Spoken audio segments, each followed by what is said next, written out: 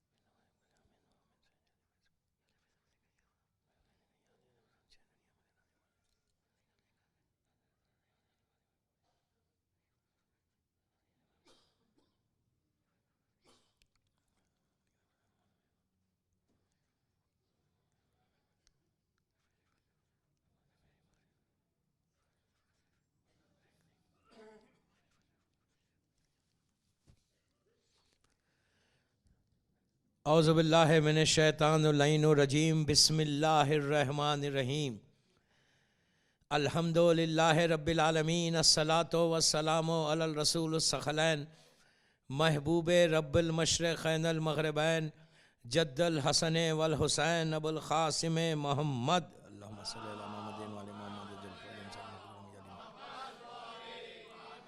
व अला अहले बैतिही तय्यबीन अत्ताहिरीन अल मासूमीन अल मज़लूमीन बिस्मिल्लाहिर्रहमानिर्रहीम या सारल्लाह वब्ना सारिह वल वित्रल मौतूर अशहदु अन्नका खदक़मता सलाता व आतैता ज़काता व अमरता बिल मारूफ़ व नहीता अनिल मुनकर। सलवात पढ़े।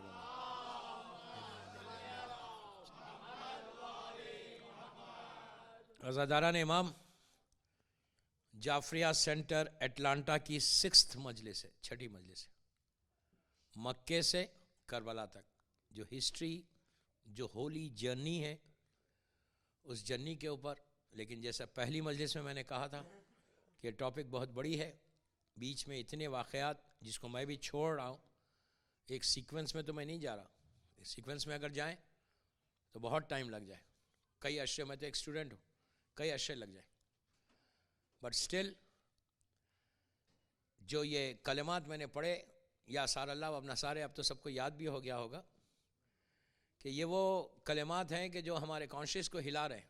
देखिए, मैं बार बार कह रहा, ये बहुत इंपॉर्टेंट है, बहुत इंपॉर्टेंट है। अगर हम एक रूटीन में पढ़ के निकल जाएंगे ना ज़ियारत में, तो फिर वो ज़ियारत का मकसद पूरा नहीं होता, करबला का मकसद पूरा नहीं होता। या सारल्लाह वब्ना सारे पे रुकना है आपको, एक लम्हे के, एक सेकंड के लिए रुको, लेकिन दिल में एक ख्वाहिश रखो, दिल से बोलो कि मौला गिव मी चांस। बस आप बोल के देखना। देखिए, आज आपको उसकी फीलिंग्स नहीं पैदा होंगे, लेकिन टुमारो यू विल रियलाइज, कल आप रियलाइज करेंगे। या नहीं रियलाइज करेंगे, अपनी खबरों में रियलाइज करेगा इंसान कि कितना बड़ा मुझे फ़ायदा मिला खाली एक सेकंड रुकने का, एक लम्हा रुकने का और दुआ करने का। ज़बान से भी मत करो आप, एक लम्हा रुको, रुक के दिल में, इसलिए कि आपका इमाम दिल के राज से वाकिफ़ है। आप क्या सोच रहे इमाम जानता है।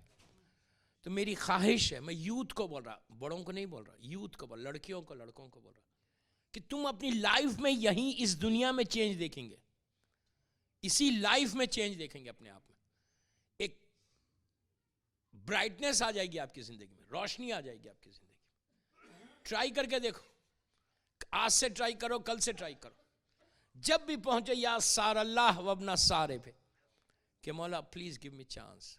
आपको अंदाज़ा नहीं है कि जितने लोग ये कहते हैं उनकी ज़िंदगी का ग्राफ ऐसा बढ़ जाता। इसलिए कि आप क्या मांग रहे कि मौला हमको मौका दो कि हम करबला में कि जंग में शरीक हो जाएं। कितना बड़ा ऑनर है कि आप इमाम हुसैन को ज्वाइन करेंगे। सारल्लाह वब्ना सारे में आप क्या बोलेंगे? इसका मतलब है कि हुसैन, अभी आपके और आपके बाबा के खून का बदला, रिवेंज बाकी है, बाकी है ना। इमाम बोल रहे बाकी है, तो जब बाकी है बोल रहे, तो और आप ये दुआ कर रहे हैं कि मौला give me chance to join you. तो अब आप ये सोचो, अब हम एटलांटा में यहाँ जिंदगी गुजार रहे, अगर कल हम इमाम हुसैन के लश्कर में, आर्मी में ज्वाइन कर ले, तो उससे बड़ा ऑनर क्या है? जिंदगी का मकसद क्या है हमारा? यहाँ रहना थोड़ी है, इस दुनिया में रहना थोड़ी है, ये दुनिया में कोई नहीं रह सकता। ये दुनिया किसी का साथ नहीं देती। ये चीज हमको जहन में रखना है। जिस दुनिया में हम रह रहे हैं ना, ये इतनी बेवफा है, किसी के साथ वफा करती नहीं, कभी नहीं करी, किसी के साथ करती नहीं, इसलिए नहीं करती। लेकिन हम ये दुनिया में इन्वॉल्व होते जा रहे, डूबते जा रहे, डूबते जा रहे, डूबते। हमको दुनिया सबसे अच्छी लगती नहीं लगती, इतनी अच्छी लगती कि really we love this world. नहीं, ज़ईफ इंसान है, 90 इयर्स का, बिस्तर पर लेटा हुआ है, उसको पूछो तुम मरना चाहते? बोलता नो, मैं रहना चाहता। नहीं, हॉस्पिटल के बेड, डेड बेड पे पड़ा हुआ है, इधर लगा हुआ, सो इधर लगा हुआ, उधर लगा हुआ। और जब डॉक्टर आता तो बोलता यार कुछ करो मेरे लिए। उसको पूछो यार तुम जाना चाहते इस दुनिया से? बोलता नो, मैं यहाँ रहना चाहता। क्यों? जबकि मालूम है ओल्ड हो गया, कुछ नहीं कर सकता।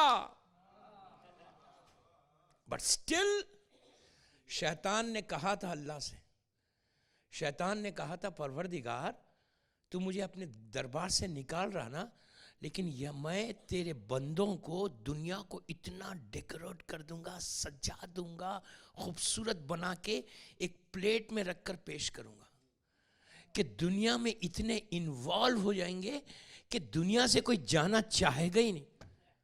किसी मजहब का आदमी हो, मुसलमान की बात नहीं कर रहा मैं, कोई रिलीजन का आदमी हो, लेकिन वो दुनिया में रहना चाहता। कोई आदमी ये नहीं चाहता कि यहां से जाए। और मोमिन की पहचान बताई गई कि वो वहां के लिए सोचे। मोमिन यहां रहना ही नहीं चाहता। मिसाल के तौर पे अगर मोमिन रहना चाहता तो मीसम दार पे जाते, करबला की जंग होती। करबला एक ऐसी जंग है कि करबला की जंग में हर आदमी बोल रहा था मैं पहले जाके मर जाऊं। क्यों जाके पहले मर जाऊं? अरे बाबा तुम दुनिया में रहो ना। बोलते नहीं, मुझे लाइफ वहां की अच्छी है। सलमान रसूल से पूछ रहे हैं या रसूलल्लाह मुझे मौत कब आएगी? कितना अजीब बात नहीं है? सलमान से बड़ा शिया कोई है? सलमान पूछ रहे या रसूलल्लाह प्लीज टेल मी कि मैं कब मरने वाला हूं। रसूल मुस्कुराए, देख के मुस्कुरा के बोले सलमान ये तो अल्लाह का राज है, सीक्रेट है, नहीं बता सकते किसी को, लेकिन तुम्हारा पोजीशन इतना बड़ा है मैं तुमको बताता हूं। क्या बताओगे? सलमान पूरा एक्साइटेड हो गए और जितने लोग से बैठे थे सब अच्छा अब बताने वाले ये कब मरने वाले। जो दुश्मन थे वो तो चाह रहे थे जल्दी जाए, लेकिन उनको क्या मालूम था ये सलमान है। रसूल ने कहा कि अब सब ये एक्साइटेड थे कि ये पूछे, ये मालूम करे कि सलमान मरेंगे कैसा। सलमान ने कहा था कि ये बताइए मुझे मौत कब आएगी? आज आएगी, कल आएगी, परसों आएगी, 1 साल के बाद, 10 साल के बाद। उस वक्त सलमान की एज क्या थी पता है? 250 ईयर्स। सलमान सबसे सीनियर सिटीजन थे, बहुत सीनियर थे वो। 250 ईयर्स की एज हो गई थी। 200 से 250, 3-4 रिवायतें हैं, लेकिन 200 तो कंफर्म है। 200 साल जिंदा थे वो। पूछा मुझे मौत कब आएगी? तो रसूल ने कहा कि सलमान ये राज है, सीक्रेट है, बट आई टेल यू, इसलिए कि तुम्हारा पोजीशन बहुत बड़ा है। तो सलमान ने कहा प्लीज टेल मी। अब सब एक्साइटेड हो गए सुन रहे कि बोलना रसूल बोलते क्या है। अल्लाह के रसूल ने कहा कि सलमान जिस दिन खबर का मुर्दा तुम्हारे सलाम का जवाब दे समझना वो आखिरी दिन है। अब जाइए यहाँ खबरस्तान, मोमिन जमात का जो खबरस्तान है नहीं, अब अगर मैं ये बता दूं तो कोई जाएगा भी नहीं। वहां खबरस्तान है तो यहां से जाएंगे।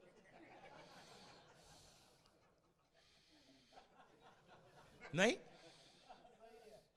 ना जाके सलाम करो ना जवाब आए। ये टॉपिक रिजवान भाई के घर की है। क्यों पढ़ रहा हूं मैं रिजवान भाई के घर में ये क्रिसमस को?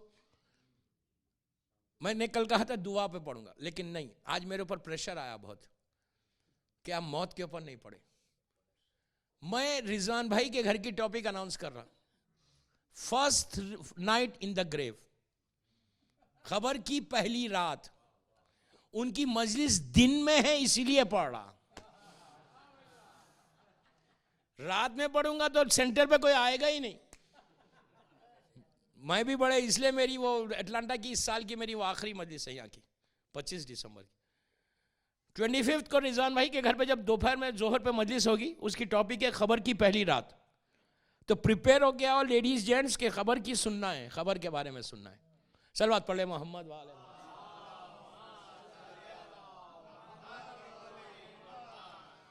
एक और पढ़ लीजिए बाबा से बोले।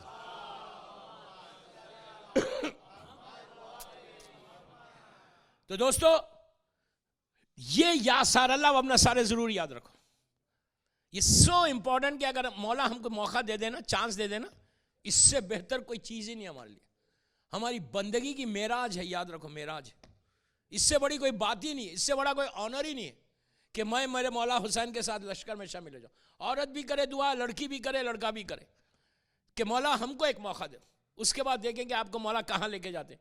आपको मालूम है एक जुमला खाली बोलता, मेराज में पढ़ा हूँ, मेराज नहीं पढ़ा। एक जुमला खाली, अल्लाह ने रसूल को मेराज पे बुलाया था ऊपर, रसूलुल्लाह नीचे आए, आके उम्मत को, अपने पूरे कलमा पढ़ने वालों को बोले कि तुम फख्र करो कि मेराज मुझे अता हुई। कोई नबी ऊपर नहीं गया था, आदम से लेके ईसा तक किसी नबी को अल्लाह ने ऊपर नहीं बुलाया बताने के लिए, हमारे रसूल को बुलाया। तो रसूल ने आके उम्मत से कहा कि तुम प्राउड फील करो कि तुम मेरी उम्मत में से हो कि मुझे मेराज अता हुई। रसूल ने उम्मत से कहा, हुसैन ने करबला के जो मुसल्ले थे उनको मेराज वो अता की कि जिंदगी में जन्नत के मनाजिर देखे उन्होंने। शबे आशूर जब मौला ने इम्तिहान ले लिया तो सबको बुलाया, बुला के अपने 2 उंगलियों से कहा अब देखो क्या है तुम्हारा स्टेज। तो लोगों ने, करबला वालों ने अपने मकाम को अपनी आंखों से इस दुनिया में देखा वहां पे कि जन्नत में हूरें इनका इंतजार कर रही। आपका भी इंतजार कर रहे हूरें, हर का इंतजार कर रही हूर, लेकिन पता नहीं कौन सी हूर किसका इंतजार कर रही है। हूर उसी का इंतजार करती जो हुसैन की तालीमात पे, टीचिंग्स पे अमल करता। अगर आप फॉलो नहीं करेंगे मौला हुसैन को, अगर उनके टीचिंग्स को फॉलो नहीं करेंगे तो आपका कोई हूर इंतजार करने वाली नहीं है। इसलिए कि अगर सबसे इंपॉर्टेंट चीज़ ये है कि हम कितना फॉलो करते हैं मौला हुसैन को, तो सारल्लाह अपना सारे के लिए प्लीज़ मेरी ख्वाहिश है कि दुआ मांगो कि मौला गिव मी चांस। मौला औरत भी बोले, लड़की भी बोले, औरतों को बीबी ज़ैनब, बीबी उम्मे कुलसूम के साथ शुमार किया जाएगा और हम मौला हुसैन के साथ शुमार होंगे इंशाअल्लाह, इंशाअल्लाह। तो कल बात यहाँ तक पहुँची थी कि मक्के की लाइफ में जनाब अबू तालिब की वफ़ात हुई, शहादत हुई और बीबी खतीजा की शहादत होगी। आप दोनों का मज़ार जन्नतुल मौला, इस्लाम का पहला ग्रेवयार्ड, पहला कब्रिस्तान, इस्लाम का जो पहला कब्रिस्तान है, जो आज उसके रास्ते गेट बंद होती, जैसा जन्नतुल बखी की गेट बंद है, वैसी जन्नतुल बखी दूसरा कब्रिस्तान है इस्लाम का। पहला जो ग्रेवयार्ड है वो जन्नतुल मौला है। हम जन्नतुल मौला की वो फ्लाईओवर पे से ज़ियारत करते। मैंने ज़ियारत बाहर से अंदर से भी की है। मेरे सगे भाई 81 में उनकी एक्सीडेंट में डेथ हुई थी, उनकी खबर जनाब अबू तालिब की खबर मुबारक से 18वीं खबर है वहाँ पे। तो मैं अंदर जा चुका हूँ, मैं अंदर ज़ियारत कर चुका हूँ, लेकिन उस ज़माने में ये पूरा फ्लाईओवर, ये ब्रिज कुछ बना हुआ नहीं था। तो लेकिन उस ज़माने में कब्रिस्तान ऐसा ओपन था, लेकिन ये न्यू कंस्ट्रक्शन में ये फ्लाईओवर भी बन गया, ये पूरा मक्का बदल गया। तो जन्नतुल मौला जो है इस्लाम का पहला कब्रिस्तान। इसमें कौन कौन दफन है? अच्छा, हम जो दूर से देखते हैं ग्रीन कलर की गेट है और ऊपर से ऐसा बना हुआ, ऐसी बाउंड्री है वाइट कलर की, वाइट कलर की बाउंड्री है, अंदर एक गेट है। सामने आप देखेंगे जनरल फ्लाईओवर से जन्नतुल मौला को, तो सामने पूरे खबरें नज़र आते, पत्थर नज़र आते पूरे। लेकिन जो आप बीबी खतीजा, जनाब अबू तालिब, वो जो है वो शोएब अबू तालिब का है। वो वाइट कलर की जो पूरी बाउंड्री है उसकी ग्रीन कलर की गेट है, वो है कब्रिस्तान। उसके अंदर ख़ानदान अहले बैत है, उसमें अब्द मनाफ वहीं पे है, जनाब हाशिम वहीं पे है, जनाब अब्दुल मुत्तलिब वहीं पर है, जनाब अबू तालिब वहीं पर है, बीबी खतीजतुल कुबरा वहीं पर है, और जनाब और कई ख़ानदान रसूल के पूरे ख़बरें उसी के अंदर है। तो ये पूरा इस्लाम का पहला क़ब्रिस्तान जो है वो जन्नतुल मौला है। और दूसरा क़ब्रिस्तान जब रसूल हिजरत करके मदीना आए तो जन्नतुल बखी बनाया था। जन्नतुल बखी जो है उस ज़माने में मदीना शहर से, सिटी से बाहर थी। अब तो बिल्कुल मिला हुआ है, बिल्कुल उस वक्त काफ़ी बाहर थी, अब मिल गया। अच्छा, जन्नतुल बखी जो है, आज जो आप जन्नतुल बखी देख रहे हैं, अल्लाह हमको ज़ियारत नसीब करे मदीने की, जन्नतुल बखी की इंशाअल्लाह। जन्नतुल बकी जो है ये वो कब्रिस्तान है, वो बहुत बड़ा कब्रिस्तान था। अब तो इसको उन लोगों ने बहुत छोटा कर दिया, बाउंड्री खींच के। पहले ये आगे और था, जब नया कंस्ट्रक्शन बना वहाँ पे रोड्स बनने लगे, बिल्डिंग्स आ गई, सिटी आबाद हो गई, तो वो कब्रिस्तान को उन्होंने तोड़ दिया। ये कब्रिस्तान बहुत बड़ा कब्रिस्तान। आपको मालूम जन्नतुल बकी में कौन कौन दफन है? मासूमीन को तो सबको पता है, ये चारों मासूमीन 4 इमाम हैं। शहजादी कौनैन की एक रिवायत है, बीबी फातिमा सलामुल्लाह अलैहा की एक रिवायत है। लेकिन मैं यहाँ एक बात रोक के आपको बोलूं कि बीबी फातिमा की सही खबर मुबारक कोई भी नहीं बता सकता कि कहाँ पे दफन है। शहजादी के बारे में 3 रिवायतें, 3 जगह बताई गई कि जहाँ पे शहजादी को दफन किया गया। ये जब तक हमारा इमाम ज़ुहूर नहीं करेगा उस वक्त तक पता नहीं चलेगा कि उनकी दादी की रियल खबर है का। सबसे पहले बताया जाता है कि जो बीबी का हुजरा है, यानी आप अगर बाब जिब्राइल से मस्जिद नबवी में एंटर हो, बाब जिब्राइल से जब आप एंटर होते तो लेफ़्ट साइड के ऊपर जो है सरकार का रोज़ा है, ख़ब्र मुबारक है। और जब ख़ब्र मुबारक से पहले आपको एक वो मिलेगा, छोटी सी गेट मिलेगी, और वहाँ पे लोग मुसलसल नमाज़ पढ़ते रहते ख़ब्र मुबारक से पहले। तो वहीं पे एक दरवाज़ा भी है, वही दरवाज़ा बीबी फातिमा सलामुल्लाह अलैहा का घर का था, वो घर का दरवाज़ा था। और उसके आगे राइट साइड पे सुफ़ा का चबूतरा है, और इधर सरकार की ख़ब्र मुबारक है। तो एक रिवायत ये है कि बीबी को, शहजादी को अल मौला ने अपने हुजरे में दफन किया, एक रिवायत। दूसरी रिवायत रियाजुल जन्ना की है। रियाजुल जन्ना वो कि रसूल की हदीस है कि मेरे मिंबर से मेरी खबर तक, यानी जो मिंबर रसूल है, आपको पता है मिंबर रसूल जो मदीने की ज़ियारत कर चुके हैं माशाल्लाह, हाजी लोग बैठे हुए वो जानते, रसूल का जो आज मिंबर है वो मिंबर पे कोई जाके खुतबा नहीं देता, उसके बाजू वाले मिंबर पे देता। रसूल के मिंबर को उन्होंने नीचे जो है उसको बंद कर दिया। ये ओरिजिनल मिंबर नहीं है, ये तो नया बना हुआ है, लेकिन जगह ये वही है। उसी जगह पे इन्होंने नया मिंबर बनाया, जगह वही है, वही स्पॉट था, वहीं पे रसूल का मिंबर था। तो उस मिंबर के ऊपर, मिंबर से लेके ख़ब्र रसूल तक, ये हदीस अहले सुन्नत के पास भी है। इसीलिए आप देखेंगे कि पूरे मस्जिद नबवी में, पूरी मस्जिद नबवी में कारपेट का कलर डिफरेंट है, और रियाजुल जन्ना की कारपेट का कलर डिफरेंट है। रियाजुल जन्ना में जो कारपेट है वो ग्रीन एंड वाइट कलर की, हल्के हल्के उस पर फ्लावर्स है, वो ग्रीन कलर की, लाइट ग्रीन कलर की कारपेट है। वो हिस्सा पूरा, उस जगह पे नमाज पढ़ने का जो अजर है, 1 रकत अगर कोई नमाज पढ़े तो उसको 1 लाख रकत या 2 लाख रकत का सवाब मिलता। इस जगह के बारे में रसूल की हदीस है, रियाजुल जन्ना। रियाजुल जन्ना ना जन्नत का बाग, जन्नत का गार्डन। रसूल की हदीस है कि मेरे मिंबर से लेके मेरी खबर तक ये जो पार्ट है, ये जो हिस्सा है, ये जन्नत का एक पार्ट है। जब रोज़ महशर, डे ऑफ जजमेंट में, वो पूरा मासूर सरकार के खबर मुबारक से लेके और रियाजुल जन्ना के पूरे हिस्से को जन्नत में मुंतकिल कर दिया जाएगा। जन्नत की जो पार्ट है वो यहाँ पे आ गया, रियाजुल जन्ना बोलते। ये अहले सुन्नत के पास भी है, हमारे पास भी है। इसीलिए आप वहाँ पे देखेंगे कि लोग कसीर तादाद में जाते और जाके वहाँ पे नमाज पढ़ना चाहते, इसलिए कि उनके पास भी है कि 1 लाख रकत, 2 लाख रकत का सवाब है। तीसरा ये कि जो वहां नमाज पढ़े उसको अजर क्या मिलेगा? जैसे तुमने जन्नत के अंदर नमाज पढ़ी। रियाजुल जन्नत, जिस तरह मक्के में आप जाए, खाने काबा जो है, खाने काबा का जो ये हिस्सा है, आप हजर अस्वद से जब मुड़ते काबे की तरफ, ये काबा है, हजर अस्वद से आप जब लेफ्ट पे मुड़ते, लेफ्ट पे मुड़े तो राइट साइड पे मकाम इब्राहिम की टोम है, छोटी सी गोल्डन टोम। वो दोनों टोम, और इधर लेफ्ट पे काबे का दरवाजा, मेन डोर जो है। और अब आगे बढ़ेंगे, आगे बढ़ने के बाद जब काबे की बिल्डिंग खत्म होती, जैसी बिल्डिंग खत्म होती, वहां से एक छोटी सी वॉल है, वो वॉल इस तरह से आती, ऐसा आके दूसरी वॉल को टच करती। ये जो पार्ट है काबे का, इसके बारे में ये आज से 50 साल 60 साल पहले, ये काबा नया बनने से, इसलिए कि काबे का जो नीचे का हिस्सा ये तो नया बना, मैं पूरी हिस्ट्री सुना रहा, इसलिए मेरी टॉपिक की हिस्ट्री। तो ये जो हिस्सा है ना काबे का, यहाँ पे हर आदमी, अहले सुन्नत भी शिया भी, हर मुसलमान वहाँ पे जाके नमाज पढ़ता। क्यों नमाज पढ़ता? कि वो जगह के बारे में ये है कि वो पहले काबे का हिस्सा था। जब जनाब इब्राहिम ने बनाया था खाने काबा, तो वो काबा इतना बड़ा था।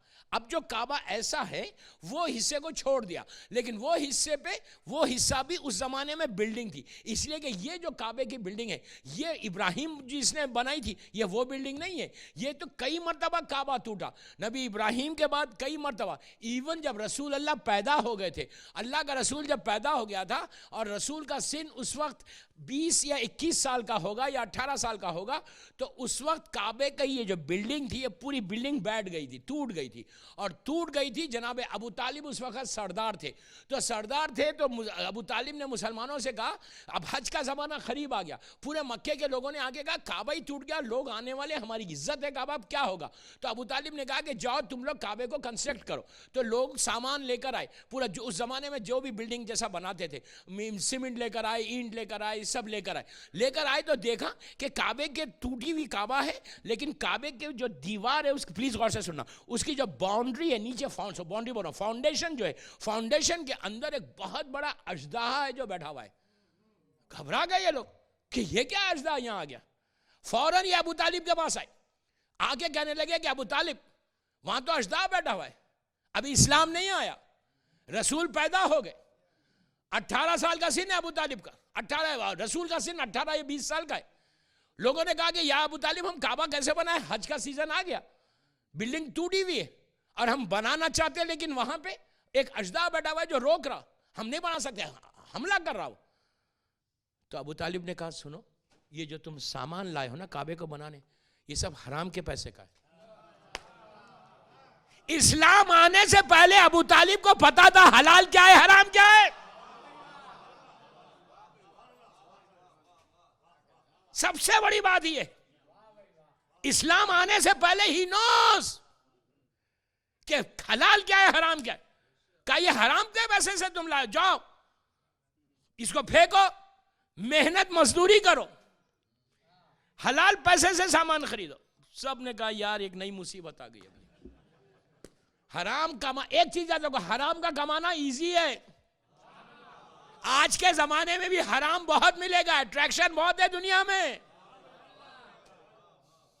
हमेशा याद रखो रिस्क है, हलाल की तरफ जाओ, एक रोटी कमाओ, रिस्क हलाल कमाओ।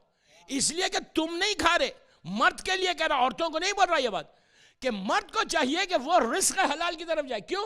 इसलिए कि उसकी जिम्मेदारी उसकी वाइफ है, उसकी जिम्मेदारी उसके बच्चे। अगर तुम मासूम अपने बच्चों को हराम खिलाओगे तो वो तो बिगड़ जाएंगे, सबसे ज्यादा इंपॉर्टेंट है। और औरतों को क्या मैसेज है, एहतियात से बोल रहा, औरतों को ये वाइफ्स को मैसेज है कि वो लोग अपने मिसाल के तौर पे शादी से पहले यहां पे तो सबको कंफर्म हो जाता है कि हस्बैंड कितना कमाने वाला है, नहीं वो तो करती नहीं शादी जब तक मालूम नहीं हो जाए, नहीं आई डोंट नो यहाँ की लड़कियां कैसी हैं। यहाँ की लड़कियां पूछती होंगी ना भाई तुम कितना अर्न कर दे। इंडिया में अब तो पूछने लगे, अगर पैसे वाला लड़का है तो कई मेल्स चले आते।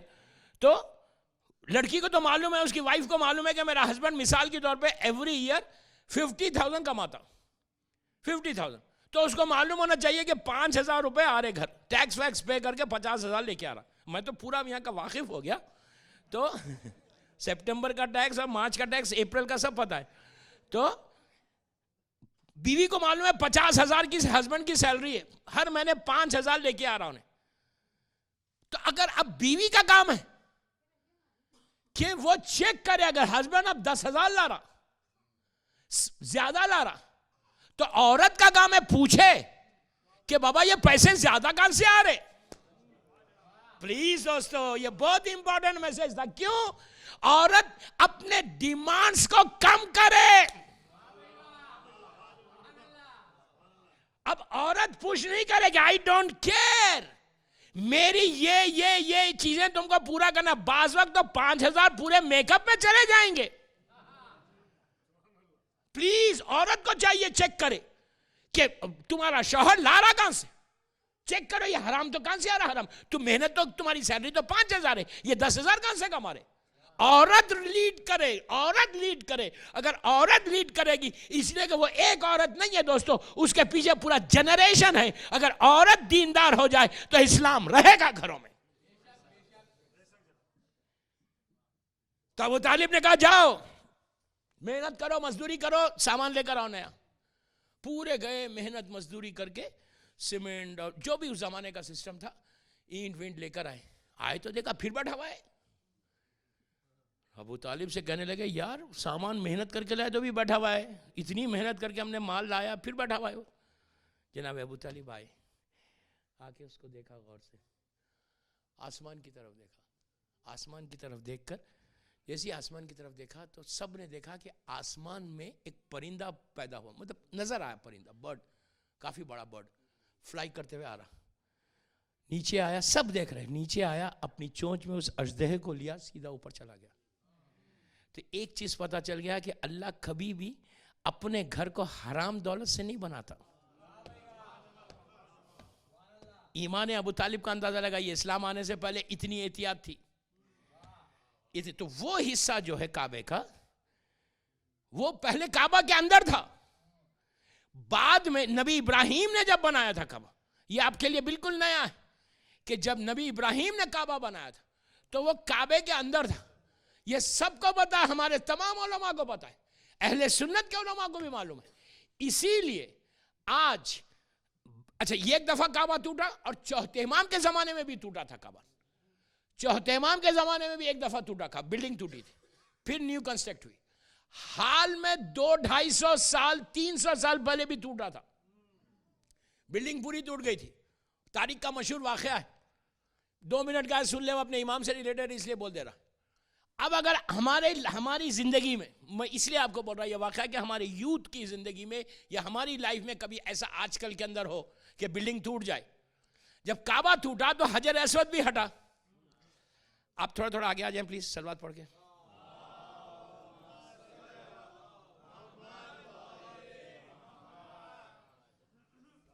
आगे बैठना जरा मुश्किल होता नहीं। अच्छा, मैं ये अशरे में तो कोई डराने की बात ही नहीं कर रहा ना, तो अब तो कोई मसला ही नहीं है। आप रिजवान भाई के घर में थोड़ा हट के बैठना, लेकिन यहां कोई मुश्किल नहीं। आप समझ रहे? तो आज से 200, प्लीज, मैं ये बहुत इंपॉर्टेंट है, गौर से सुनना। क्यों? कि अगर हमारी जमाने में आज के पॉसिबिलिटी है कि अर्थक्वेक आ जाए या कोई बारिश जोर से हो जाए या कोई ऐसा चीज हो जाए कि बिल्डिंग टूट जाए और नई बिल्डिंग बने, कोई पास कोई बुरी बात नहीं है, हराम नहीं है। कई दफा टूटा काबा। अगर आज के जमाने में टूटा तो पूरों को, पूरे दुनिया के शियों को एक मौका है हमको। क्या मौका है? अपने इमाम की जियारत का।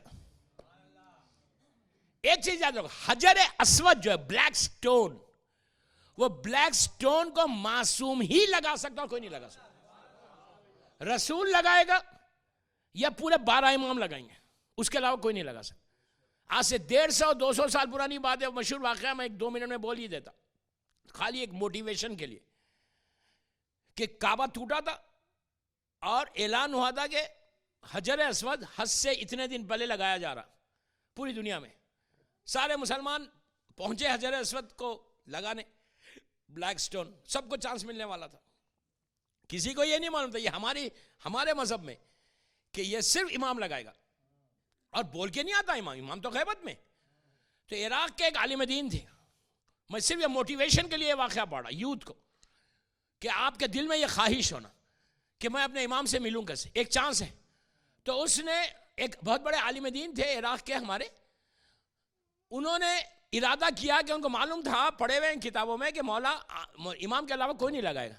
तो उन्होंने क्या किया, पूरा प्लान किया हज का। काफिला निकलने वाला है, 4-5 दिन ऐसे बीमार हो गए, ऐसे बीमार कि उस वक्त की जो भी डॉक्टर्स थे उन्होंने कहा आप ट्रैवल कर ही नहीं सकते। एक चीज और याद रखो, जब तक इमाम नहीं जाए कोई देख भी नहीं सकता। ये सबसे बड़ी बात है। ये मैसेज मुझे देना था कि ये गफलत से निकलो कि मैं जैसा चाहे कर लूंगा। नो, दुआ ये करो कि इमाम हमको एक्सेप्ट करे। ये मकसद, ये लाइफ में चेंज लाओ। ये मुहर्रम में ये 10 दिन के 40 तक ये चेंज लाओ। ये मौला से बोलो, मौला प्लीज एक्सेप्ट मी। वो सबसे इंपॉर्टेंट चीज है दोस्तों। ये नमाज, ये रोजा, ये हज, ये ज़कात, ये खुम्स, ये पूरा हमारा सोशल वर्क एक तरफ है, इमाम की मर्जी एक तरफ है। इमाम नहीं चाहे तो कोई चीज एक्सेप्ट नहीं होती। प्लीज ये चेंज लाना, ये मोटिवेशन लाना अपनी कम्युनिटी में। अब वो हेल्पलेस हो गए। उन्होंने क्या किया, खत लिखा, एक अपने साथी को तैयार किया, तैयार करके कहा भाई तू जाके तू चले जा मेरे बदले में हज पे। ये लेटर जो है, जो भी हजर अस्वद लगाएगा तू उसको दे देना। और उसको ये नहीं बोला कि वो इमाम होंगे। इसने कहा ठीक है, ये चले गया हज पे, उस जगह पे पहुंच गया काबे में। जब काबे में पहुंच गया तो अब हर आदमी ट्राई कर रहा था लाके, स्टोन को लाके कोई लगा रहा, वो नीचे गिर जा रहा, लगा रहा, वो नीचे गिर, जबकि पूरा मेजरमेंट बराबर है, हर चीज बराबर है, लेकिन वो फिट ही नहीं होता। तो इसने कहा कि मैंने देखा कि उतने मजमे में ऐसा मजमा हट रहा, एक खूबसूरत हसीन इंसान ऐसा आने लगा, एंटी क्लॉक, सब ऐसा तवाफ करते ना, ये एंटी क्लॉक आ रहा, आए सब ट्राई कर रहे, बड़े बड़े लोग जो वहाँ के हुक्मरान थे, जो रूलर्स थे, जो कर रहे थे, सब खड़े रह के देख रहे थे हजर अस्वद को। देखा कि एक शख्स एंटर हुआ उस मजमे में एंटर हुआ, उसका रोब और दबदबा इतना था, जलाल इतना था, उसका मतलब पावर इतना था कि लोग खुद ब खुद हट रहे थे। वो आए, वो आके उन्होंने स्टोन को लिया, लेके यूं करा, फिट हो गए, और कुछ नहीं कहा, उन्होंने बस फिट किया, लोगों को महसूस ही नहीं हुआ, फिट कर दिया, पलट के जाने लगे। इसको तो इसके हाथ में लेटर था, जैसे ही जाने लगे ये पीछे पीछे दौड़ने लगा। तो उन्होंने पलट के कहा, सुनो, उससे ये कह देना, नाम लेके उस शख्स का, ये कह देना कि उसका ये काम होने वाला है, ये फलां दिन होगा, ये होगा, ये जो उसकी हाजात है। तो इसने कहा, लेटर मेरे पास है, आप जवाब दे रहे, कहा हमको पढ़ने की जरूरत नहीं है। ये वाक़या मशहूर है, मैं खाली एक मोटिवेशन के लिए पढ़ा कि दुआ करो, एटलीस्ट यही दुआ कर लो कि मौला एक चांस दे दो आपको देखने का इन गुनाहगार आंखों से, और रोज़े अरफा बारत। तो वो जो पार्ट है ना काबे का, वो जो पार्ट है, उसमें बाज़ रिवायतों में 70 है, 70, बाज़ रिवायतों में 70,000 है।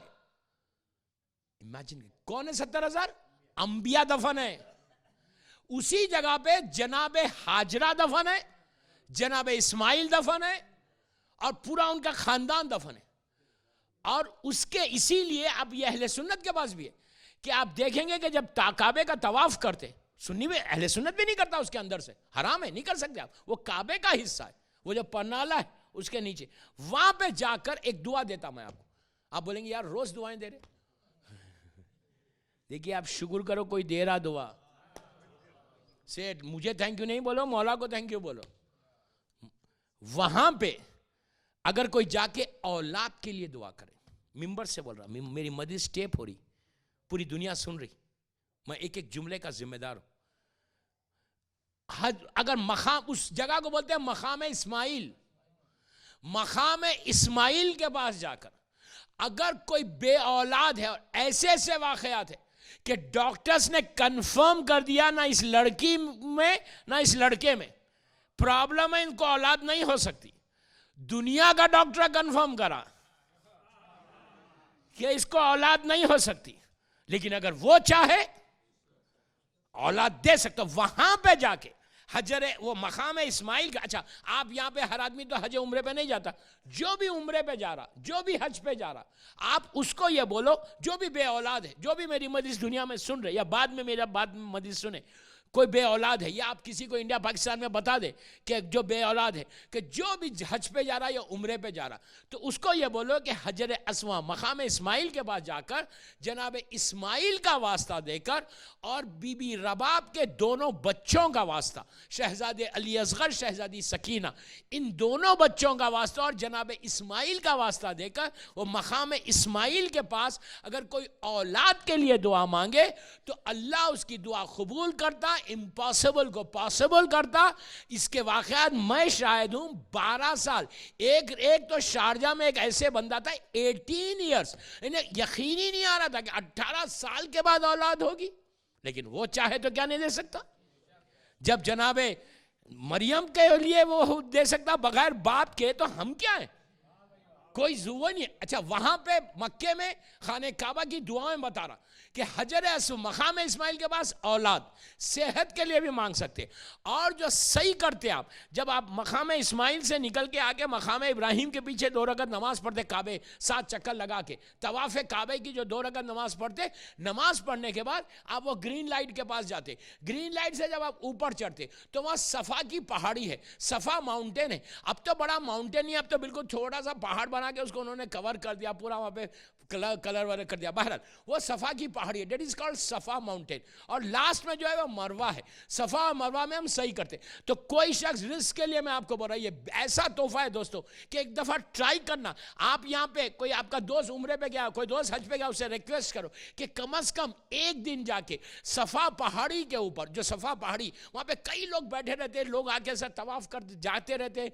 सही करने के लिए, और कई हज़ार लोग बैठे हुए रहते हैं, कोई भी जाके बैठ सकता, व्हील चेयर्स लगे हुए वहाँ पे बैठे रहते। तो आप बंदा जाए वहाँ सफ़ा पहाड़ी पे बैठे, सफ़ा पहाड़ी से काबा ऐसा नज़र आता, तो सफ़ा पहाड़ी के पास बैठ के 3 मरतबा, ये आधे घंटे का सूरह वाक़िया अगर 3 दफ़ा कोई पढ़े, 3 दफ़ा ऑन बिहाफ ऑफ यू, कोई भी पढ़ सकता, लड़की पढ़ सकती है, औरत पढ़ सकती, मर्द पढ़ सकती, रिस्क के लिए सूरह वाक़िया अगर कोई शख्स सफ़ा पहाड़ी पे बैठ के करे, तो रिवायत का जुमला है कि वो अगर ये समझ रहा कि मेरा रिस्क हमेशा के लिए बंद हो गया, वो परेशानियों में है, अंधेरों में है, तो अल्लाह उसको कसीर तादाद में रिस्क अता करता। वहां पे सफ़ा पहाड़ी पे जाके 3 मरतबा सूरह वाक़िया पढ़ना। आप जो भी इस वक्त यहाँ से जाएगा उम्रे हज के ऊपर, आप उनसे रिक्वेस्ट करो कि मेरे बिजनेस के लिए, मेरे कारोबार, लेकिन ये नहीं बोलना कि पूरे अटलांटा में मुझे दो बोल के, ये नहीं बोलना।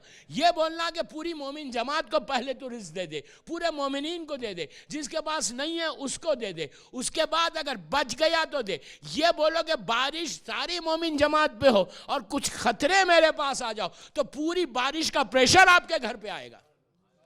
ये दुआ सफ़ा पहाड़ी का, ये सफ़ा पहाड़ी का है। तो बहरहाल वो जो हिस्सा है वहां पे जनाब इस्माइल और जनाब हाजरा दफन है, उन्हीं की खबरें वहीं पे। मक्के का ये हिस्सा, अब बात चली थी कि जनाब अबू तालिब और बीबी खतीजा का इंतकाल के बाद हालात इतने खराब हो गए मक्के के, इतने खराब हो गए रसूल के लिए कि एक एक दिन रसूल के लिए एक एक साल हो रहा था। अब इससे सिर्फ अंदाजा लगाओ कि कितना बड़ा प्रोटेक्शन था अबू तालिब, क्या शील्ड थी। फौरन वही आ गई, वही आई कि मेरे हबीब अब तुम ये शहर छोड़ दो, अब ये शहर तुम्हारे लिए नहीं है। ये एक मैसेज हमारे लिए भी है, ये इस्लाम की शरीयत का मैसेज। क्या कि अगर किसी शहर में तुम बहुत परेशान हो तो हिजरत कर जाओ। जमीन के बदलने से भी हालात सही होते, जमीन के बदलने से। मिसाल के तौर पे आप कोई घर में, यहां पे अटलांटा में आपने कोई नया घर ले लिया, बंगला लिया, और अब परेशानियों में आ गए। जमीन का असर बहुत होता, परेशानियों में आ जाए, इस्तिखारा देखो, घर बदल दो। जगह के बदलने से रिस्क खुलता, जगह के बदलने से परेशानियां दूर होती, यह भी एक चीज है। तो रसूल को, ये रसूल की हिजरत से ये वाकया, अल्लाह ने कहा कि मेरे हबीब तुम यहां से चले जाओ। रसूल ने कहा ठीक है। अब जाए कैसे? मक्के में पूरी सिक्योरिटी फैल गई, पूरे काफिर और मुशरिकीन ने रसूल अल्लाह के घर को और पूरे मक्के की जो बाउंड्रीज थे, जो बाहर एग्जिट्स थे, उस एग्जिट्स के ऊपर ये अबू जहल, अबू लहब की पूरी पार्टी आके वहां पे बैठ गई मतलब उनकी सिक्योरिटी गार्ड्स आ गए कि एक आदमी भी मक्के से बाहर जाए तो पता चलता था कि कौन जा रहा, जो मक्के में एंटर होता वो भी पता चलता कि कौन जा रहा। आपको मालूम है कि किसने पहले दावत दी थी रसूल को? पहली दावत मदीने से आके किसने दी? वो शख्स जिससे हदीस किस्सा है, वो शख्स जो इमाम हुसैन की खबर का पहला जायर है, जाबिर इब्ने अब्दुल्ला अंसारी। अंसारी बता रहा कि ये मदीने के रहने वाले जाबिर और इनके बाबा, इन लोगों ने आके रसूल से कहा था कि हम इस्लाम को एक्सेप्ट करते, and you are welcome in Medina, हम पूरा प्रोटेक्शन देंगे आपको, आप मक्के को छोड़ दे, come to Medina, will give you protection. ये चले गए। अब रसूल जाए कैसा बाहर? पूरी हर तरफ से सिक्योरिटी घेरी हुई है मक्के की, और इधर अबू जहल, अबू लहब, अबू सुफियान, वलीद, खालिद, उतबा। मैं ये नाम इसीलिए लेता कि आप लोग ये बोलते बोल के, तो ये पूरे प्लान करने लगे कि अब बहुत हो गया, अबू तालिब भी खत्म हो गए, खतीजा भी खत्म हो गए, 13 साल हो गए मक्के में, 13 ईयर्स रसूल के हो गए थे। अब रसूल को कब मर्डर कर दो। अब सब डर भी रहते कि अगर हम मर्डर करेंगे तो किस हिम्मत किसमें है कि एक आदमी जाके मर्डर करेगा तो बनी हाशिम उनसे बदला लेंगे। दूसरा, एक एक आदमी एक एक राय दे रहा, पूरी मीटिंग हो रही थी, राउंड टेबल कॉन्फ्रेंस, पूरे बैठे हुए वहां के टेररिस्ट मक्के के पूरे। मैं नहीं बोल रहा, सही बुखारी बोल रही है, रियल जो सही बुखारी के टेररिस्ट है ना, ये पूरे बैठे हुए थे, बैठ के प्लान कर रहे थे कि आखिर रसूल का मर्डर करना कैसा, मारना कैसा। इसीलिए मैं हमेशा बोलता, वो लोग बैठे हुए थे कि देखा कि एक बड़ा अच्छा हसीन खूबसूरत बूढ़ा आदमी एंटर हो गया, बड़ी दाढ़ी, सफ़ेद दाढ़ी, एंटर हुआ। एंटर होके मीटिंग को ज्वाइन किया, बोला मैं भी रसूल का दुश्मन हूँ। तो बोला वेरी गुड, आपके पास कोई राय है? तो कहा मैं सजेशन देता हूँ तुमको। क्या सजेशन देते? तो कहा तुम कितने लोग, 12 कबीले, 12 ट्राइब्स हैं यहाँ पे, हर ट्राइब से एक आदमी को लो, हर ट्राइब का एक आदमी लो, और पूरे 12, मिसाल की तरफ 12-15 आदमी को लो, लेके 15 आदमी एक साथ मिलकर रसूल का मर्डर करो तलवारों से। बनी हाशिम 15 ट्राइब से कैसा बदला लेगा? लोग बोले यार ये आइडिया तो बहुत अच्छा है, आप इतने दिन से कहाँ थे? कहा आज मैं सामने आ गया, हमेशा तो तुम्हारे साथी हूं। समझ में आया? खुश हो गए? ये मत समझो कि आपको छोड़ा हुआ है, हमारे साथ तो 24/7 रहता है, इसलिए कि उसको पता है वो तो उसके रास्ते पे चल रहे थे, हम तो उसके एंटी हैं। हज पे जाके जब पत्थर मारते हैं ना उसको, वैसा खड़े रह के देखता है कौन कौन मार रहा है। I'll see you after 3 days. I'll see you in Atlanta. Airport पे लैंड नहीं करते आ जाता, आप ही थे ना, बड़ा जोर जोर से मार रहे थे। तो उसने कहा कि तुम ऐसा करो, पूरे ट्राइब से आदमियों को लो और सबको बोले एक साथ हमला करो। दोस्तों बड़ा इंपॉर्टेंट है, प्लीज गौर से सुनना। अबू सुफियान ने कहा बहुत अच्छा आइडिया यार, ये तो चल लेट्स, उसको चुना उसको चुना उसको चुना ये। अच्छा और एक बात बोलूं, ये इतने बुज़दिल थे, ये लोग नहीं आए। असल बात तो वह शेर तो मेरा मौला है, इतने बुज़दिल थे, ये लोग नहीं आए। जवानों को तैयार किया, जवानों को तैयार करके पूरे तलवारों को देके डिसाइड कर लिया कि ये रात हम रसूल के घर को घेर लेंगे, और घेर के सुबह रसूल को देखेंगे, रसूल बिस्तर पे सोते हैं, और सुबह में जैसी रसूल उठने लगेंगे हम जाके उनको बिस्तर पे उनका मर्डर कर देंगे सब मिलके। और जब सब करेंगे तो बनी हाशिम किससे बदला लेगा?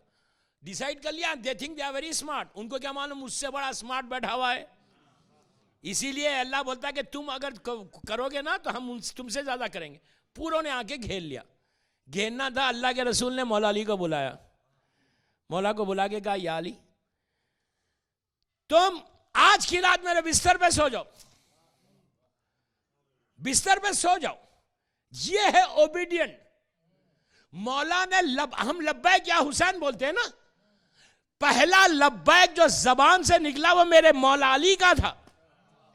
When he was 12 years old, मक्के की जमीन पे रसूल ने जब कहा कि कौन है मेरी मदद करेगा, तो 12 years old बॉय ने उठ के कहा था अना या रसूल अल्लाह, लब्बैक या रसूल अल्लाह।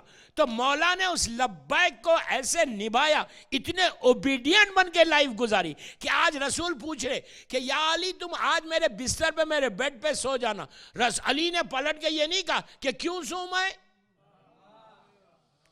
कहा अब जवाब सुना मौला का।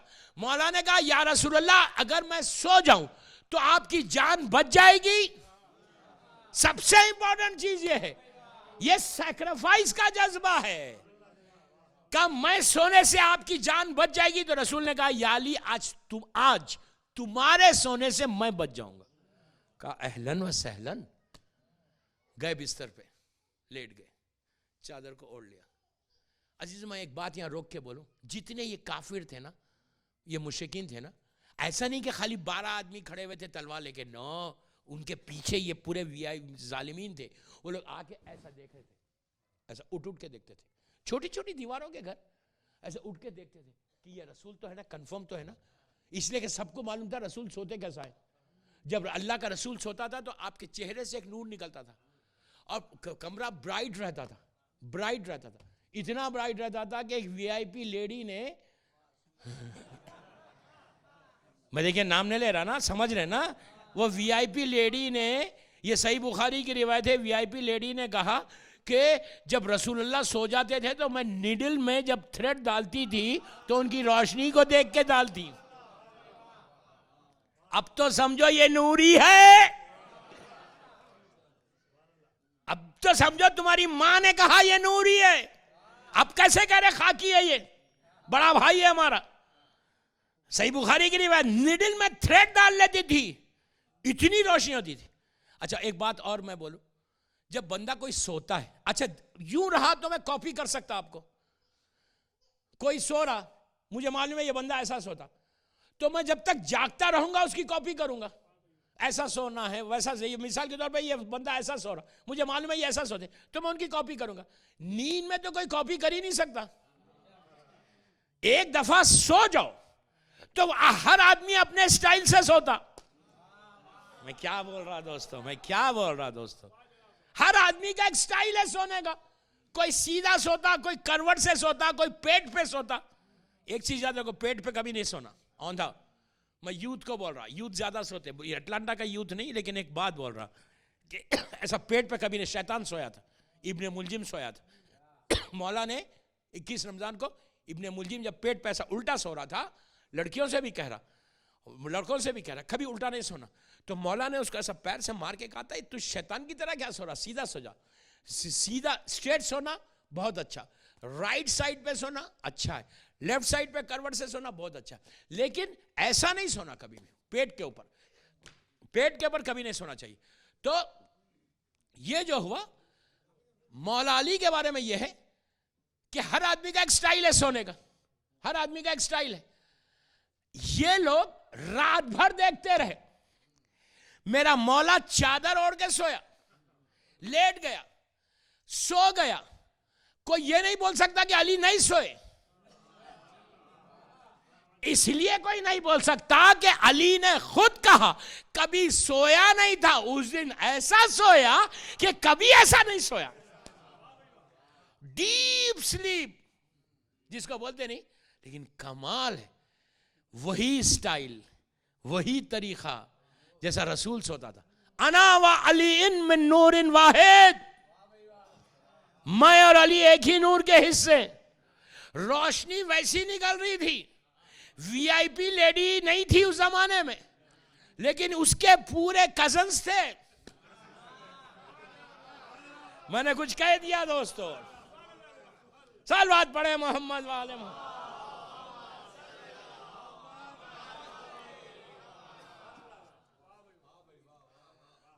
सब देख रहे कि रोशनी ऐसी, ब्राइटनेस ऐसी, ये क्या रोशनी होगी, रोशनी निकल रही, जबरदस्त रोशनी, और सब ऐसा उठ उठ कर देख रहे। अच्छा ये जो मानने वाले थे वो भी देख रहे थे, और जो पीछे आए थे इनके जो गॉडफादर्स थे वो भी खड़े हुए थे, वो भी खड़े रह के देख रहे थे, हाँ बिल्कुल कंफर्म है रसूल सो रहे, और मौला बड़े आराम के साथ सो रहे। अब जब सोने लगे तो अल्लाह ने हुक्म दिया रसूल को कि या मेरे हबीब तुम चले जाओ यहां से। अच्छा रसूल अल्लाह ने ईशा के सब अपने असहाब को बोला था, जितने साहबी थे, कि आज की रात कोई घर से नहीं निकलना, कोई अपने घर से बाहर नहीं निकलना, सब अपने घरों में रहना। अच्छा उस जमाने में जमात नहीं होती थी, रसूल ने कहा मुसलमानों को कि अपने अपने घरों में बैठे रहना, कोई बाहर नहीं निकलना, ये रसूल ने कह दिया। अब आप देखो कि ये लोग कितने मिले हुए थे, कत्ल करने वालों में, इनकी साजिश में कितने ये लोग मिले हुए थे। जब रसूल ने मुसलमानों से कहा कि कोई आज घर से बाहर नहीं निकलना, तो एक जो सीनियर सिटीजन है इस्लाम का, उसको बड़ी फिक्र हो गई, अरे यार रसूल ने क्यों कहा ऐसे, हम घर में क्यों बैठे। पहली मंजिल में ही इताअत खत्म हो गई। जो रसूल की इताअत नहीं करे वो मुसलमान नहीं है। रसूल ऑर्डर कर रहा है कि डोंट कम आउट, इसको फिक्र हो गई, ये बड़ा हमदर्द कि ये क्या हो गया। अल्लाह का रसूल को अल्लाह ने हुक्म दिया कि यार मेरे हबीब बाहर निकलना है तुमको। रसूल चाहते तो निकल सकते थे, लेकिन रसूल, हमारे इस्लाम में भी एक प्रोटोकॉल है, हमारे इस्लाम में भी एक सिस्टम है, अल्लाह ने एक सिस्टम बनाया। रसूल का अमल, अल्लाह ने कहा कि इस आयत की तिलावत करो, बिस्मिल्लाहिर्रहमानिर्रहीम, वजअलना मिन बैने अयदीहिम सद्दन व मिन खल्फिहिम सद्दन फअगशयनाहुम फहुम ला युबसिरून। सूरह यासीन आयत नंबर 9। जब भी किसी इंटरव्यू के लिए जाओ ना, ये आयत 9 मरतबा पढ़ के सामने वाले पे फूंक दो, लेकिन हक पे रहना। पेट में हराम भरा हुआ है, जाके बोल रहे वजह अल्लाह मिन बैने, पलट के उल्टा ना हो जाए। समझ रहे मेरी बात? मैं औरतों से भी बोल रहा, बेहिजाब औरत जाके बगैर पर्दे के बोले वजह अल्लाह, प्लीज पर्दा पर्दा पर्दा। मैं बोलूंगा, कब बोलूंगा नहीं बोलता, इसलिए कि वरना नहीं आएंगे। हिजाब is so important, so important. Arbaeen का अशरा हिजाब पे बहुत इंपॉर्टेंट है। एनीहाउ मैं बोलूंगा इंशाल्लाह। तो ये आयत 9 नंबर की आयत सूरह यासीन की, एक्स्ट्रा ऑर्डिनरी आयत है। हर दुनिया के काम में आपको काम ले सकते ये आयत पढ़ के। इंटरव्यू के लिए जा रहे, बिजनेस लेने जा रहे, आप इमिग्रेशन के लिए कोई जा रहा, मतलब कोई काम के लिए आप पढ़ के उसके ऊपर फूंक दो। मैं खोल के खुला बोल दूं, मैं भी जब आता हूं एयरपोर्ट पे पढ़ के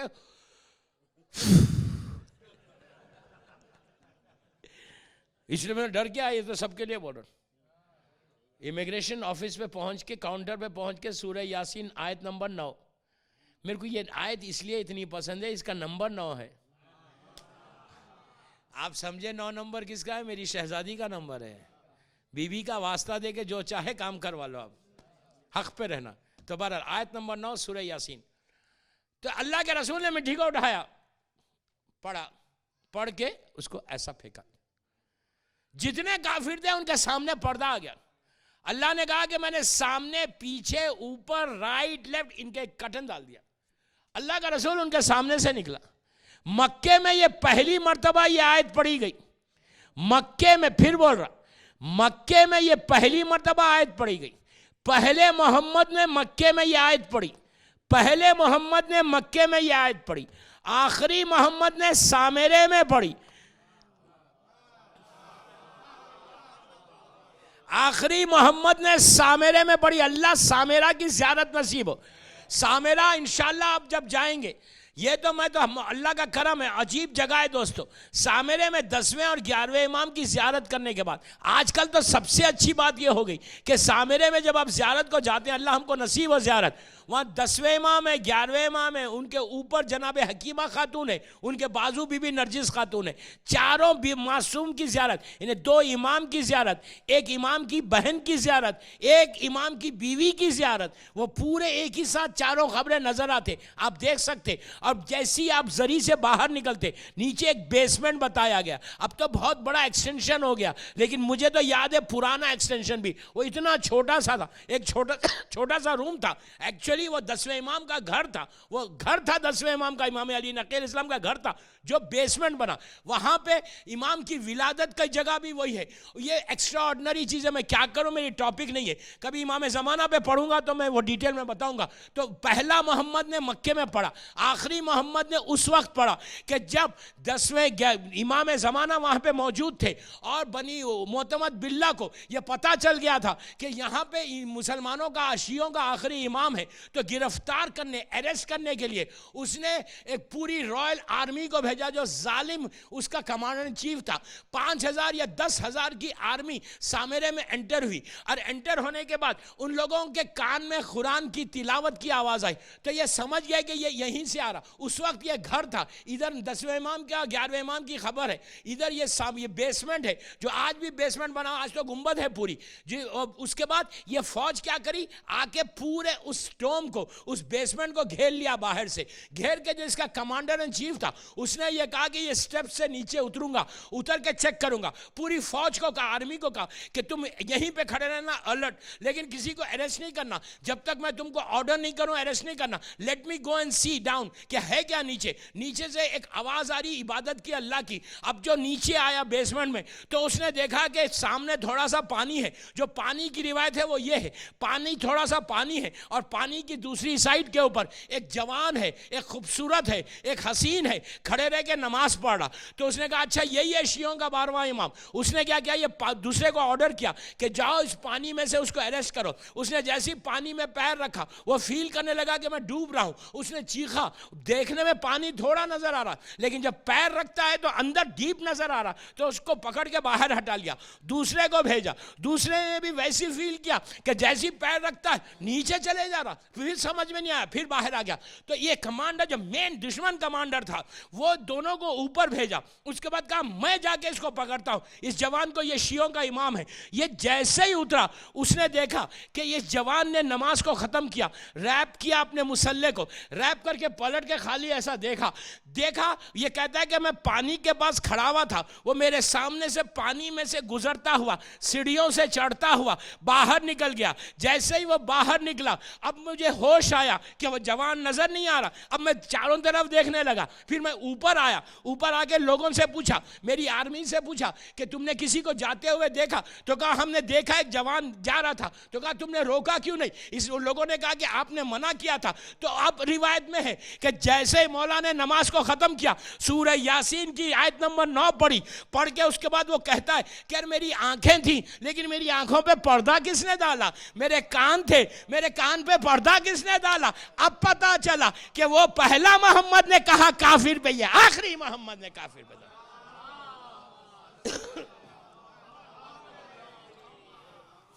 सलवात पढ़ लीजिए आवाज़ बुलंद।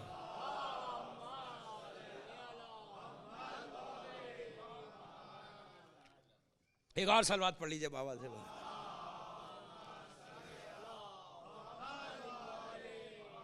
अल्लाह के रसूल ने पढ़ा आयत, पढ़ के उन काफिरों के सामने से बाहर निकले। मौला अली बिस्तर पे लेट गए।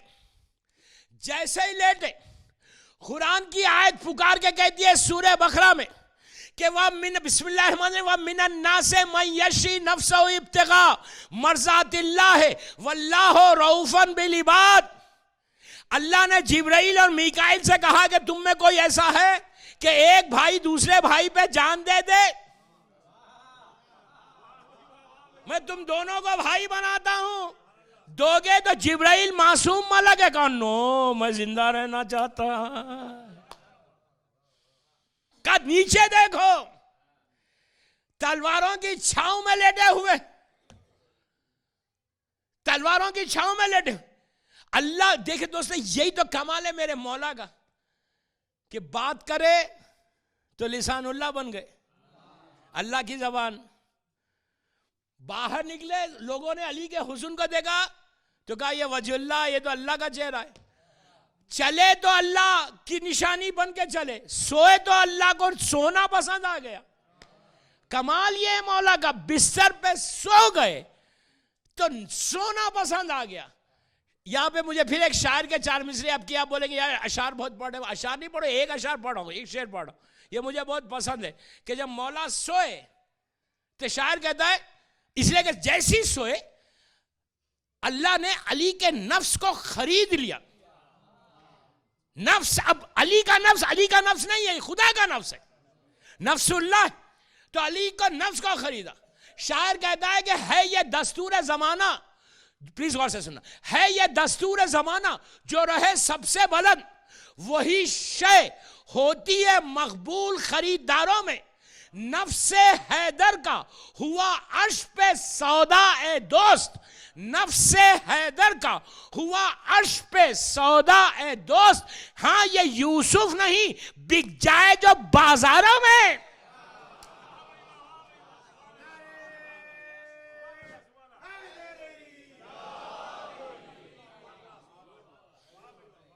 हाँ ये यूसुफ नहीं जो बिक जाए बाजारों में, ये नफ्से हैदर का सौदा अर्श पे हुआ। अल्लाह ने इस नफ्स को खरीद लिया। अब मौला का नफ्स नहीं, अल्लाह का नफ्स है। अब रात आराम से मेरा मौला सोते हुए गुजार रहा, आफ्टर लॉन्ग टाइम। बेचारा मेरा मौला इतना मजलूम है कि सो ही नहीं सका दुनिया में। यकीन करें, दुनिया ने इतना सताया अली को कि मौला सो ही नहीं सके। बहरहाल मौला सो रहे थे, आराम से सो रहे थे। सुबह फजर से पहले इनके पूरे ये लोगों ने कहा कि let's go and attack him now. तलवारों को निकाल के एंटर हुए, पूरे एक साथ एंटर हुए खामोशी से, सबने ऐसी तलवार को उठा लिया। अब चंद सेकंड्स हैं कि तलवार नीचे आए। आप बिस्तर पे अली ऐसे मक्के में तलवार उठी हुई है। अब तलवार को यहां ना कितनी देर होती, चंद सेकंड्स, तलवार यहां है। अली ने अपनी चादर को ऐसे हटाया। लोगों ने कहा अली तुम, मोहम्मद कहां है? कहा तुमने मेरे हवाले किया था, मेरे हवाले किया था। अब सब तलवार रुक गई। यार ये क्या प्रॉब्लम हो गया, कौन आ गया? अब वो परेशान हो गए कि मोहम्मद कहां चले गए। इधर रसूल चले, जैसे चले तो एक सीनियर सिटीजन, जासूस इस्लाम का, मैंने नाम नहीं लिया, मैंने नाम नहीं लिया, इस्लाम का स्पाई, वो पीछे पीछे चलने लगा। है बूढ़ा लेकिन माल बहुत मिल गया था, पीछे पीछे चलने लगा। रसूल ने ऐसा पलट के देखा, देखा कि ये आ रहा है। कहा क्यों आ रहे हो? रोने लगा कि या रसूल अल्लाह आप अकेले जा रहे, हालात खराब है, मैं डर गया। रसूल ने कहा कम विद मी। अब पीछे पीछे चलने लगा। चलते चलते अल्लाह का रसूल उस गार में पहुंचा, केव में अंदर रसूल चले। ये अल्लाह का रसूल, हम रसूल को वो बिलीव करते हैं कि हमारा रसूल एक स्टेप नहीं लेता जब तक उसकी मर्जी ना हो, जबान खोलते नहीं जब तक साहिबे मा युंतिखो अनिल हवा है, यानी जब तक वही नहीं होती अल्लाह का रसूल जबान नहीं खोलता। कहा अल्लाह ने भी कहा ले लो यार, ये प्रॉब्लम क्रिएटर को छोड़ो, कहां लेके जा रहे, ले लिया, सीधा एंटर हो गया केव के अंदर। जैसी गार में एंटर हुए, मकड़ी ने पूरा उसको बंद कर दिया, उसके डोर को। और कबूतर ने आके, कबूतर समझते हैं ना, पोपट, कबूतर ही बोलते हैं आप? अच्छा, तोते को पोपट बोलते नहीं, जिससे आजकल हम अपनी किस्मत का राज निकाल रहे हैं। प्लीज, मैं मोमिन जमात से रिक्वेस्ट करता, मेरी बहनों से रिक्वेस्ट करता, मेरे यूथ को बोलता, अब ये हालत में अली वालों को नहीं होना चाहिए कि तुम्हारी किस्मत पोपट निकाले। इतने ये स्टेज पे तो हम नहीं आएंगे यार, हम 14 को छोड़ के पोपट के पीछे चले गए। वो निकालेगा, वो देखेगा। अच्छा, ये प्रॉब्लम यूजुअली जो है लड़कों में नहीं होता, मुझे नहीं मालूम यहाँ की लड़कियों में होता नहीं होता। मैं इंशाल्लाह जब आगे बढ़ूंगा ना, जब मदीने में पहुंचूंगा तो फर्स्ट ईयर ही बताऊंगा कि हॉरोस्कोप क्या है, स्टार्स का। अल्लाह का शुक्र है मुझे भी बहुत इल्म है, लेकिन मैं बोलने वाला नहीं हूँ कुछ भी इसके बारे में। कल फोन नहीं करना कि मेरा स्टार ये है, मुझे बोलो। I am not going to tell you anything. हराम है, लिटरली हराम है, ये चक्कर में जाना ही नहीं है। भरोसा इमाम पे करो, मौला अली पे भरोसा करो, अल्लाह पे भरोसा करो। ट्रस्ट ऑन योर इमाम, ट्रस्ट ऑन योर अल्लाह, वो है। ये स्टार्स का इल्म सब गलत है। एनीहाउ, वो मेरी टॉपिक नहीं है। रसूल लेकर चले गए अंदर। जैसे ही अंदर गए, पहुंच गए वो वहां पे। अब यहां पे मुसलमान सुबह में उठ के बोले यार, इतने महीनों की जो हमारी प्लानिंग थी, पूरी प्लानिंग फेल हो गई। इसीलिए मासूम के खिलाफ कोई प्लानिंग मत करो। बहुत बड़ा जुमला बोला। यजीद की भी प्लानिंग फेल हुई थी करबला में। डोंट प्लान, इस्लाम के एंटी प्लानिंग करोगे जलील और रुसवा होगे। उन लोगों ने कहा यार रात भर ड्यूटी दी और सुबह में कुछ मिला ही नहीं, सबके सूरते उतर गए। कहा ये क्या हो गया, अली को बिठा के चले गए, कहां गए? अब ये लोग गए उन लोगों के पास कि जो माहिरीन थे उस जमाने में। आई डोंट नो, मैंने यहां पे पढ़ा नहीं पढ़ा, बहरहाल उस जमाने में अरब का एक कल्चर था। अरब में उस जमाने में ये मतलब कैमरास नहीं थे, ये सैटेलाइट सिस्टम नहीं था ना, तो लोग इतने इंटेलिजेंट, इतने ज़हीन होते थे। आपको मालूम है कि क्या करते थे, कान को, अपने कान को ऐसे जमीन पे रखते थे, नीचे रख के चेक करते थे कि 100 मील के ऊपर कोई आर्मी तो नहीं है। आप इमेजिन कर रहे हैं मेरी बात? अब इसमें ताजुब नहीं करना, मैं बताऊंगा अभी। 100 मील, 100 माइल्स आगे अगर कोई लश्कर है, कोई आर्मी, उस जमाने में सैटेलाइट सिस्टम नहीं था, हॉरोस्कोप नहीं था, कुछ भी नहीं था, तो यहां रख के चेक करते थे जमीन की हरकतों को कि आगे कितनी बड़ी फौज खड़ी हुई है। अच्छा, ये भी बताते थे कि ये आर्मी है या कोई लश्कर नॉर्मल है जो ट्रैवल कर रहा।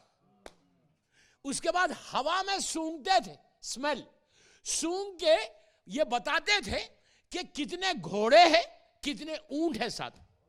आपको ताज्जुब हो रहा? ये यहां पे मक्के में क्या था? तीसरी कैटेगरी, पैर का इंप्रेशन। पैर के इंप्रेशन से बता देते कि किसका पैर है। 1000 20,000 आदमी है मक्के में, किसका पैर किसका है हमको क्या मालूम? आज आप हाथ का इंप्रेशन लेते, कंप्यूटर बताता है कि इसके फिंगरप्रिंट क्या है। लेकिन उस जमाने में आप ये बोल रहे ऊंट, कैमल, वहां का कैमल का जो इंप्रेशन पड़ता था रेत के ऊपर, डेजर्ट के ऊपर, तो वो लोग ये बता देते कि ये मेल कैमल का है या फीमेल कैमल का है। इतनी नॉलेज थी उस जमाने में। इब्ने जियाद का वो वाकया मैंने नहीं पढ़ा शायद यहां पे। इब्ने जियाद जब यजीद वासिल जहन्नम हुआ, कभी मुख्तारनामा पढ़ूंगा यहां पे, आप लोग एपिसोड्स देखे ना टीवी पे, कभी मुझसे मिंबर से सुनना, या आप मेरे यूट्यूब पे पहले सुन ले, उसके बाद फिर मैं बताऊंगा। यूट्यूब पे मेरा मुख्तारनामा है पूरा। तो नहीं, जब यजीद वासिल जहन्नम हुआ तो उस वक्त इब्ने जियाद बसरे का गवर्नर था। बसरे में उसको पता चला कि यजीद वासिल जहन्नम हो गया, और कूफे में पूरे जो शिया 5,500 थे वो जेल से बाहर निकल गए और इब्ने जियाद की तलाश में। ये घबरा गया। ये घबरा के इसने बसरे की मस्जिद में जाके एक तकरीर की और अपने भाई को अपना सक्सेसर बनाया। बना के एक आदमी को बुलाया जो उस जमाने की सिक्योरिटी कंपनी, मैं आपकी लैंग्वेज में बात कर रहा, एक सिक्योरिटी कंपनी थी एक आदमी की, जारूज, अबू बकर इब्ने जारूज, नाम पे मत जाइए, वैसी वही नस्ल का है। तो तारीख का वाक़ा मैं नहीं पढ़ रहा था, हिस्ट्री में है। अबू बकर इब्ने जारूज, ये बड़ा खतरनाक आदमी, जैसे नाम वैसा आदमी।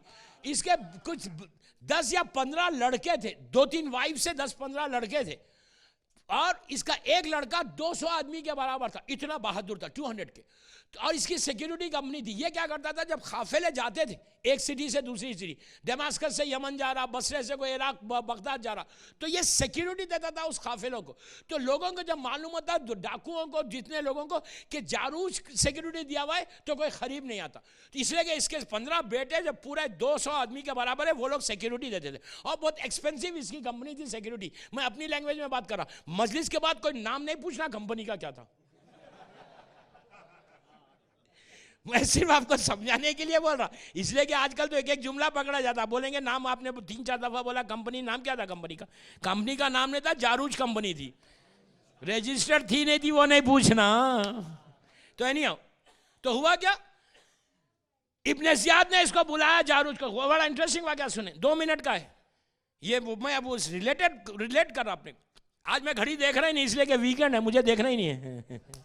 डोंट वरी, मैं अपने वक्त पे खत्म कर दूंगा, डोंट वरी। तो हुआ क्या, इसने बुलाया, इब्ने जियाद ने जारूज को बुलाया, बुला के कहा सुनो मुझे सीरिया जाना है। उसने कहा क्यों जाना है? तो कहा मेरा काम है, गवर्नर है इब्ने जियाद जालिम, कहा मुझे सीरिया जाना है। तो कहा अच्छा, जब मेरा काफिला जाएगा मैं तुझे ले लूंगा। उसने कहा नो, आज ही जाना है, आज। उसने कहा आज मेरा कोई काफिला जा रहा ही नहीं, जब जाएगा मैं तुझे बुला लूंगा। उसने कहा नहीं सुन, अच्छा ये हमेशा अपने साथ 2 बेटों को लेकर चलता था, इसके बेटे हमेशा साथ साथ रहते थे।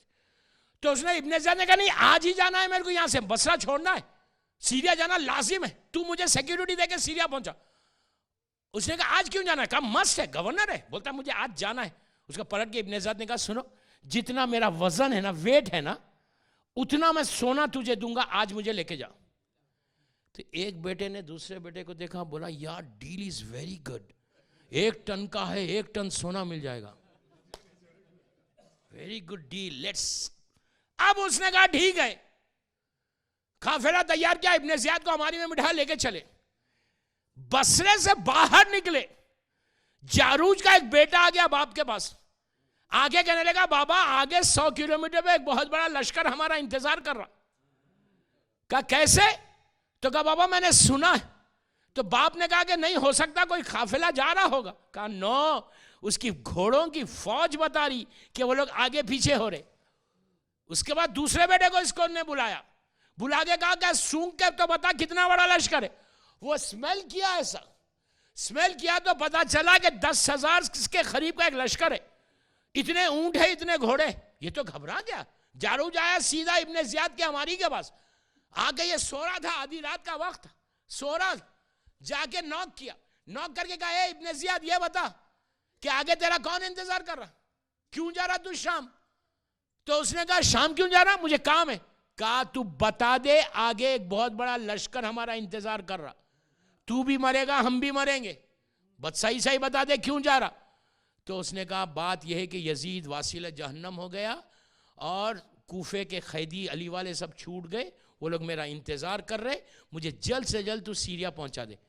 इसने कहा कमबख्त, अगर पहले बोलता तो मैं लेके नहीं जाता तुझे, अब तू भी मरेगा मैं भी मरेगा, आगे बहुत बड़ा लश्कर है हमारा इंतजार कर रहा। देखो अल्लाह जलील कैसे करता है। रिवायत का जुमला है कि इब्ने जियाद ऊंट पे से जमीन पे कूदा, जारूज के पैरों को पकड़ लिया, कहा जारूज प्लीज मुझे लेके चला जा, मैं एक अपने वजन के उतना नहीं 3 गुना सोना दूंगा।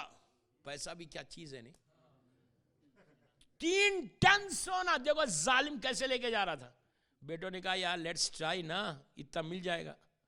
बिठा लिया जारूज को।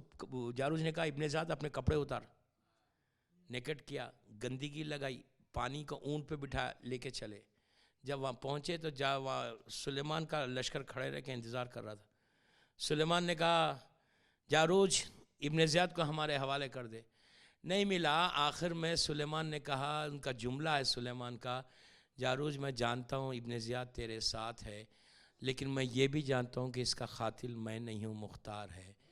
मैं तुझे छोड़ देता, मुझे पता है कि मुख्तार इसका कातिल है, तू लेके चला जा। तो ये जारूज के बेटों में भी था और मक्के वालों में। ये लोग ढूंढते हुए रसूल को केफ तक आ गए। केफ के पास आए, वहाँ देखा कि जाल बिछी हुई है, अंडे हैं। अब वो जो लेकर आया था गाइड, उसने कहा यहां से ऐसे मालूम हो रहा जैसा वो आसमान पर चले गए या जमीन के अंदर चले गए। अब यहां से हमको कोई क्लू नहीं मिल रहा।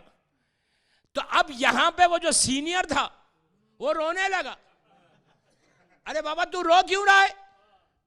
आप अंदाजा लगाइए, रसूल जिंदा थे, साथ था तो रो रहा था, आज खबर में कितना रो रहा होगा। रोने लगा। मुसलमानों से पूछा क्यों रो रहे थे? कौन है? रसूल की मोहब्बत में रो रहे थे। अरे बाबा जब रसूल साथ था तो तुमको डर किसका था? इतनी मोहब्बत थी तो जान ही दे देते, जान ही जाती ना। वहां से वो चले गए। अब असल बात मक्के की।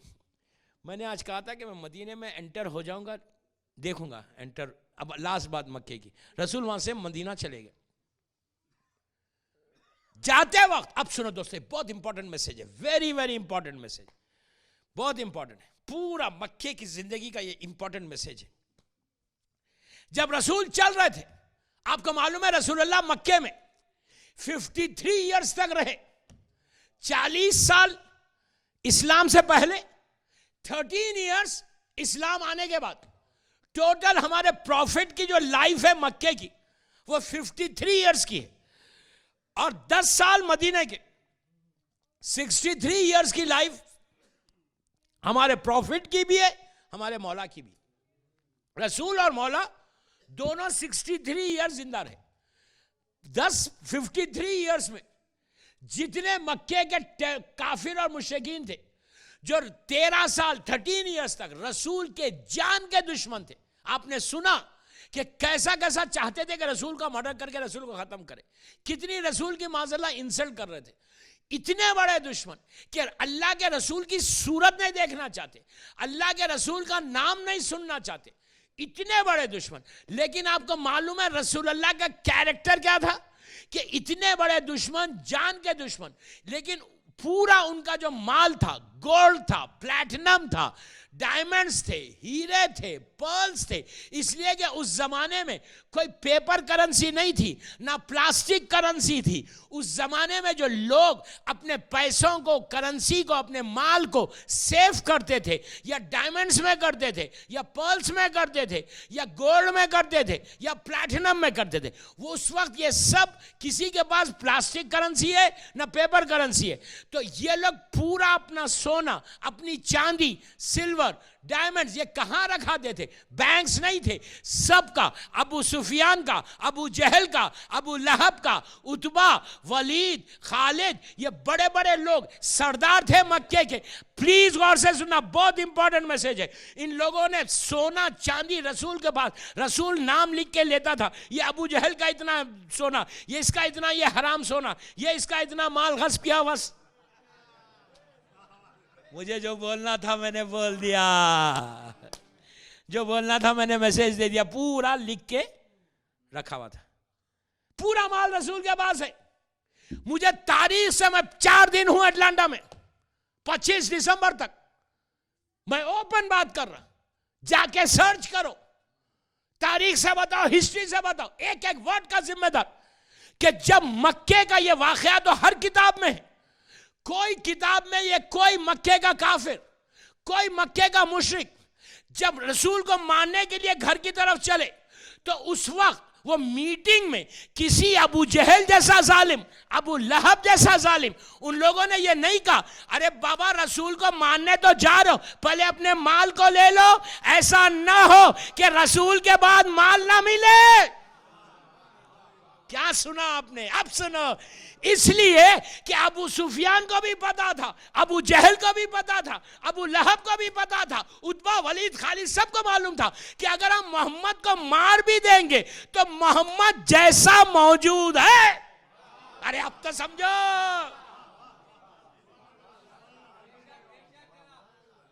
काफिर बोल रहा, दुश्मन है, लेकिन बोलते हैं कि नहीं, इससे बड़ा ईमानदार नहीं है। सबसे बड़ी चीज ऑनेस्टी है। ऑनेस्टी सबसे बड़ी चीज। मौला अली की सेइंग है, मौला ने कहा कि अगर तुम अपने आप को, किसी मोमिन को पहचानना चाहते कि ये मोमिन है, ये हमारा है, तो जरा उससे थोड़ी डीलिंग करके देखो।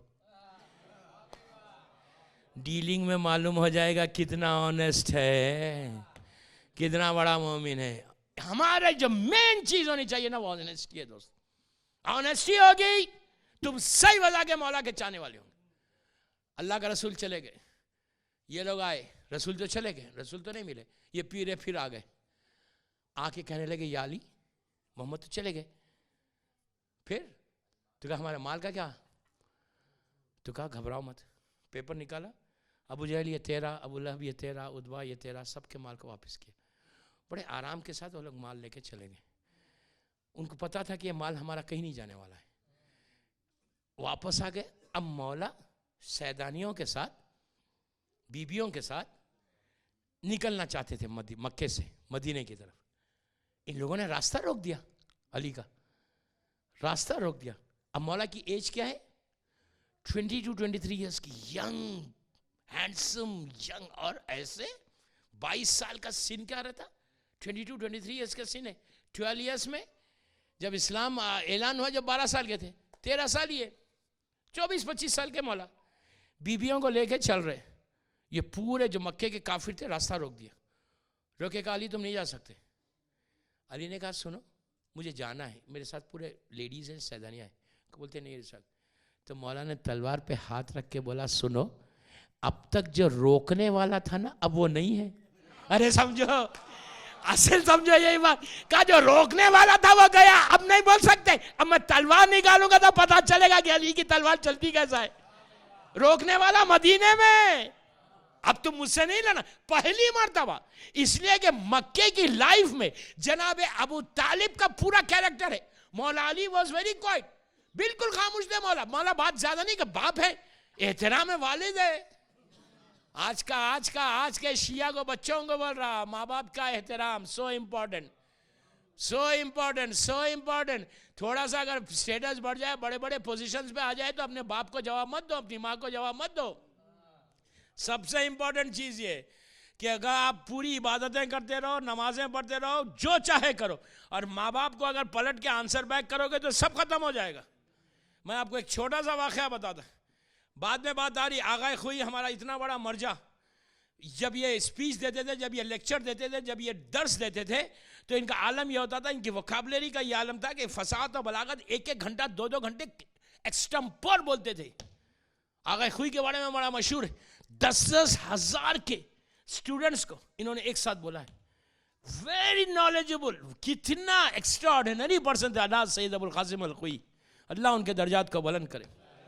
ये हमारा अजीम मर्जा है, अजीम मर्जा है। आप देखो इतना बड़ा मर्जा। इनके वालिद का नाम था सैयद अली अकबर अल मूसवी। 51 में इनकी डेथ हुई है, इनके वालिद की। ये लेट 40s का वाक़या है। ये दर्स दे रहे थे, तो इनके वालिद उतने मजमे में पीछे जाके बैठ गए। बाप पीछे जाके बैठ गए बेटे को सुनने। हर बाप की ख्वाहिश होती है कि बेटा जब तरक्की करता तो माँ बाप खुश होते। ये पीछे जाके बैठ गए। आगा खुई दर्स देते देते आपकी जबान में लुकनत पैदा हुई, रुकने लगे, रुक रहे बोल रहे, रुक रहे बोल रहे, आवाज टोन भी नीचे हो गया। लोगों ने कहा क्या आगा दर्स के बाद आज क्या बात हुई, आप इतना अच्छे दिन आज क्या हो गया था स्पीच में, आपकी स्पीच बिल्कुल नीचे लो पे थी, आप बात भी बराबर नहीं करते, रुक रहे थे। कहा मुझे ऐसे फील हो रहा था जैसा मेरा बाप बैठ के मुझे सुन रहा। दोस्तों आपने कितनी आसानी से सुनानी ये बात। अब मैं इसको लेके जाके मिलाऊं किसी और चीज से। इमाम हसन 4 साल के हैं, मदीना है, शहजादी कौनैन रोज सुबह में बेटा जब मस्जिद जाके वापस आता, बीबी माँ बेटे को सामने बिठा के कहती बेटा ये बोलो मस्जिद में नाना ने क्या कहा। शहजादा रोज बोलता नाना ने ये कहा, नाना ने ये कहा, नाना ने ये कहा। एक दिन मौला से बीबी ने कहा कि हसन आके मुझे रोज़ बताता है। बाप के दिल में भी ख्वाहिश पैदा हुई कि मैं भी तो सुनूं कि मेरा बेटा बात कैसे करता। बोलता 3 या 4 साल का सिन मेरे मौला हसन का।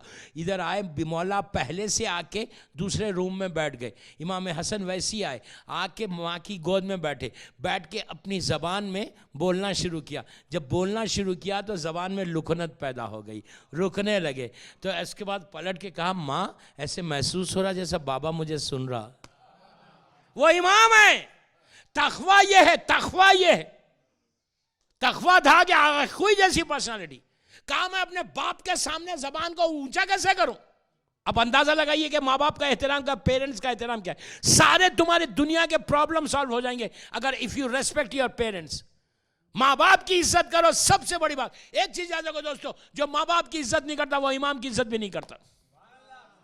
सबसे पहले माँ बाप की इज्जत करना सीखो, रेस्पेक्ट योर पेरेंट्स। और ये मत समझो कि माँ बाप जिंदा है तो हमने बहुत कर लिया माँ बाप के लिए। आजकल तो सभी दे रहे। थोड़ा सा अगर पैसा कमाने लगे, 4-5 बिजनेस बढ़ जाए, स्टोर्स बढ़ जाए, तो ये मत बोले कि माँ को लाके $2,000 $3,000 दे के बहुत बड़ा फेवर किया। याद रखो माँ और बाप को कोई फेवर नहीं कर सकता, कर ही नहीं सकते। हम अपनी अगर स्किन निकाल के भी दे दें अपने माँ बाप को तो हक अदा नहीं होता। पेरेंट्स की रेस्पेक्ट करो, शिया की पहचान है। अली वालों की पहचान पेरेंट्स की रेस्पेक्ट है। नमाज रोजा काम नहीं आएगा अगर तुम पेरेंट्स की रेस्पेक्ट नहीं करोगे। अल्लाह हमारे सजदों का मोहताज नहीं है। ये मत समझोगे इबादत करके अल्लाह को के पास चले जाएगा। पहले माँ को राजी करो, पहले बाप को राजी करो, उसके बाद नमाज तुम्हारी कबूल होगी, वरना कोई इबादत नहीं होगी, बल्कि ये इबादतों को मुंह पे फेंक दिया जाएगा अगर माँ बाप की रेस्पेक्ट नहीं करे। ये इंपॉर्टेंट मैसेज था, मुझे देना था। उसके बाद बात आगे चली। आगे चलने के बाद ये मौला पूरे काफिले को लेके मदीना पहुंचे। रसूलुल्लाह मदीने में एंटर नहीं, बस मैं मजलिस खत्म कर रहा, मजलिस मदीने में एंटर नहीं हुए।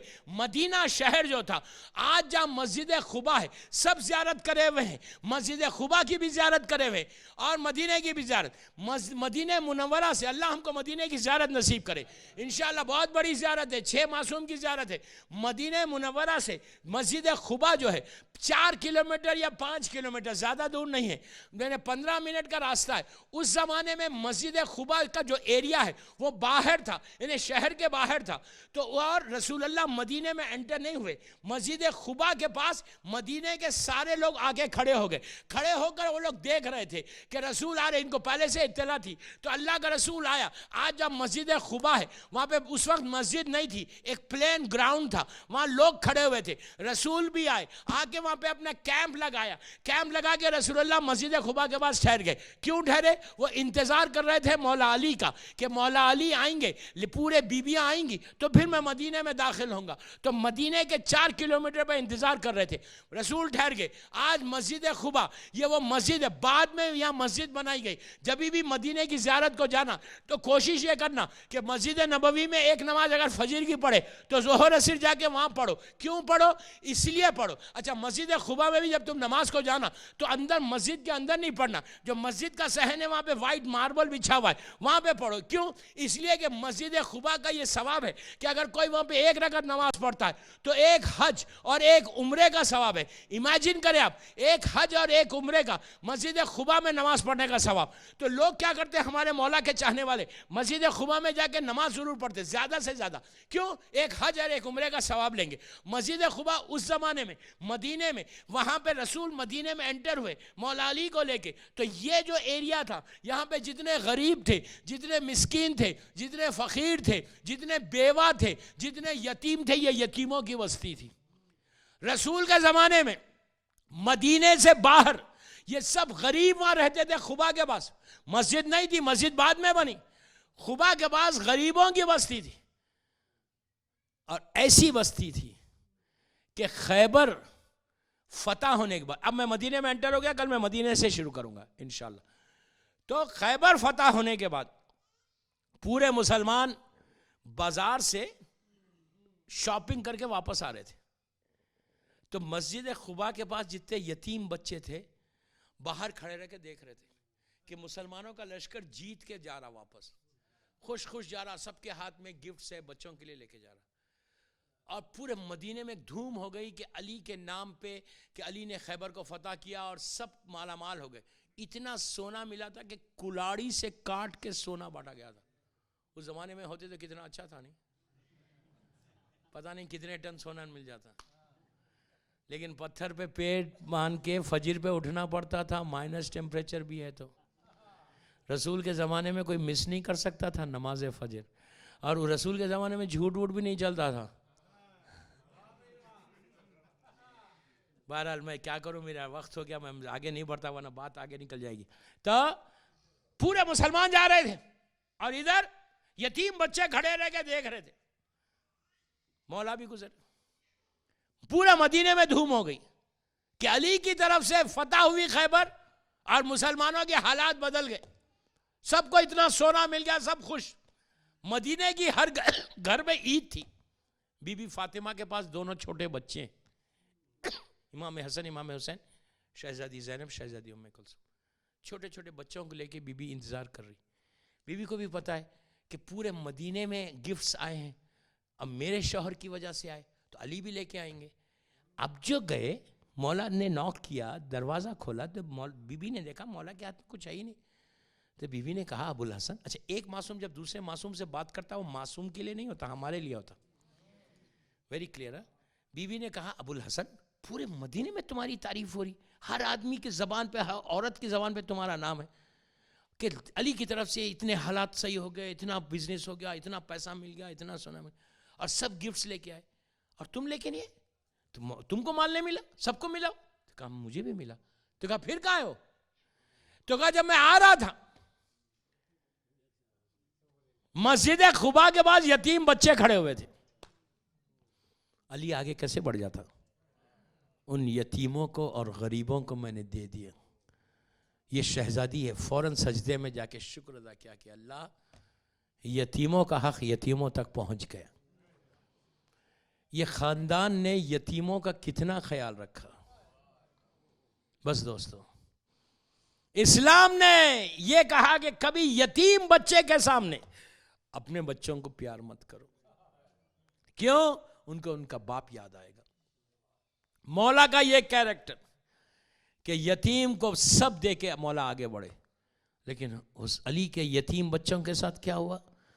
4 साल की सकीना है, बाप का पामाल लाशा है, आशूरे की सुबह, 11 मुहर्रम की सुबह है, और बीबी लिपट के रो रही है और शिमिर ताजियाना बुलंद कर रहा।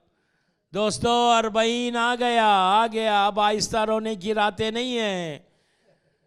आज की ये रात गुजरेगी, कल की रात जो आएगी वो क़यामत की रात है। आने वाली रात एक अजीम मुसीबत की रात आने वाली है। ये वो रात है, ज़रा कोई ज़ैनब के दिल से पूछे, ये कोई बीबी उम्मे कुलसूम के दिल से पूछे, कोई रबाब के दिल से पूछे, गोदी को उजाड़ के आ रही है। शाम में भी उजड़ी, करबला में भी उजड़ी। ये वो बीबी है कि जो बार बार एक जुमला कह के हुसैन की खबर से लिपट के रोती थी कि मेरे वाली मैं मदीने जाके क्या करूं, मेरी गोदी करबला में भी उजड़ गई, शाम में भी उजड़ गई। ज़रा कोई लैला के दिल से पूछे कि हाय मेरे बच्चे का चेहलुम आ गया, अब माँ क्या करे मदीना जाकर। ये वो बीबी ज़ैनब है कि जो कुनबे की रोने वाली है। मौला आपको सलामत रखे, बीबी आपको खुश रखे, अल्लाह हमको अरबईन की ज़ियारत नसीब हो। दोस्तों, करबला चेहलुम बिल्कुल करीब है। कल की रात अरबईन की और परसों अरबईन का दिन है। चेहलुम जब आता है तो घर वालों को दूर दूर से लोग चेहलुम करने के लिए आते हैं कि ये मरने वाले का आखिरी काम होता है। उसके बाद दिल को खरार हो जाता। लेकिन हाय, जब पहला चेहलुम आया तो ज़ैनब ने तड़प के कहा, भैया तेरा चेहलुम आ गया। रबाब ने कहा, अली असगर तुम्हारा चेहलुम आ गया। माँ चेहलुम कैसे करे? लैला को अली अकबर याद कर रही थी, लैला के मेरा जवान बेटा गुजर गया। अजीज़ों, जब ये काफ़िला ले के बीबी जा रही थी तो एक ऐसे मकाम से गुजरी, रात का वक्त था। शिमिर ने उमर साद से कहा कि उमर साद आगे रास्ता अच्छा नहीं है, हम लोग रात में यहीं ठहर जाते हैं। तो उमर साद ने कहा, शिमिर हमारे साथ हुसैन के सर है, उनकी हिफाजत करना है, मालूम कर यहाँ किसी का घर है तो वहाँ पे हम जाके रुक जाएं। तो उसने मालूम किया तो कहा, पता चला एक बहुत बड़ा महल है यहाँ पे। पूछा ये किसका महल है? तो कहा किसी औरत का महल है। जाकर पूछा ये औरत का नाम क्या है? तो कहा इस औरत का नाम शीरीन है। अजीज़ों, मैंने मजलिस तमाम कर दी, कल तफसील से मसाइब पढ़ूंगा। चेहलुम की रात कल और परसों तफसील से मसाइब पढ़ूंगा, लेकिन आज इस अज़ा खाने से सूखी आंखों से नहीं जाना बाहर। आज चेहलुम की मजलिस है, बस मैं मजलिस कल डिटेल में मसाइब पढ़ूंगा, इसलिए कि कल क़यामत की रात है। तो जाके शिमिर ने मालूम किया कि ये किसकी ये महल है। तो कहा शीरीन नाम की एक औरत है।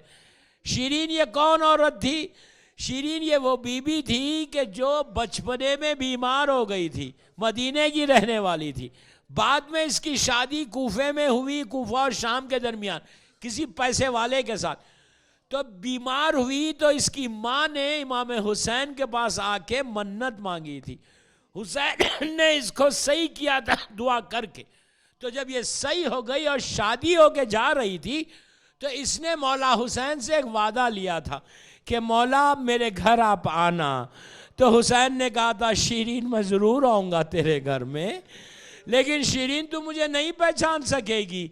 उसने कहा, मौला मैं आपको कैसे नहीं पहचानूंगी, आप मेरे आका, आपने मुझे ज़िंदगी दी है। हुसैन ने वादा किया। बस अजीज़ों, ज़ैनब ने वहीं पे बीबी भी थी। शिमिर ने जाके शीरीन से मुलाकात की और मुलाकात करके कहा, शीरीन हम हुकूमत के लोग हैं, हमारे साथ कुछ सर हैं और कुछ कैदी हैं, हम रात में तेरे महल में ठहरना चाहते।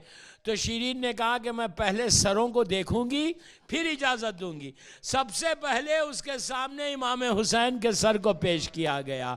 जैसे ही शीरीन ने हुसैन के सर को देखा, हुसैन की मजलूमियत याद आई, हुसैन की गुर्बत को देखा, कहा मैं ये सर को ज़रूर रखूंगी।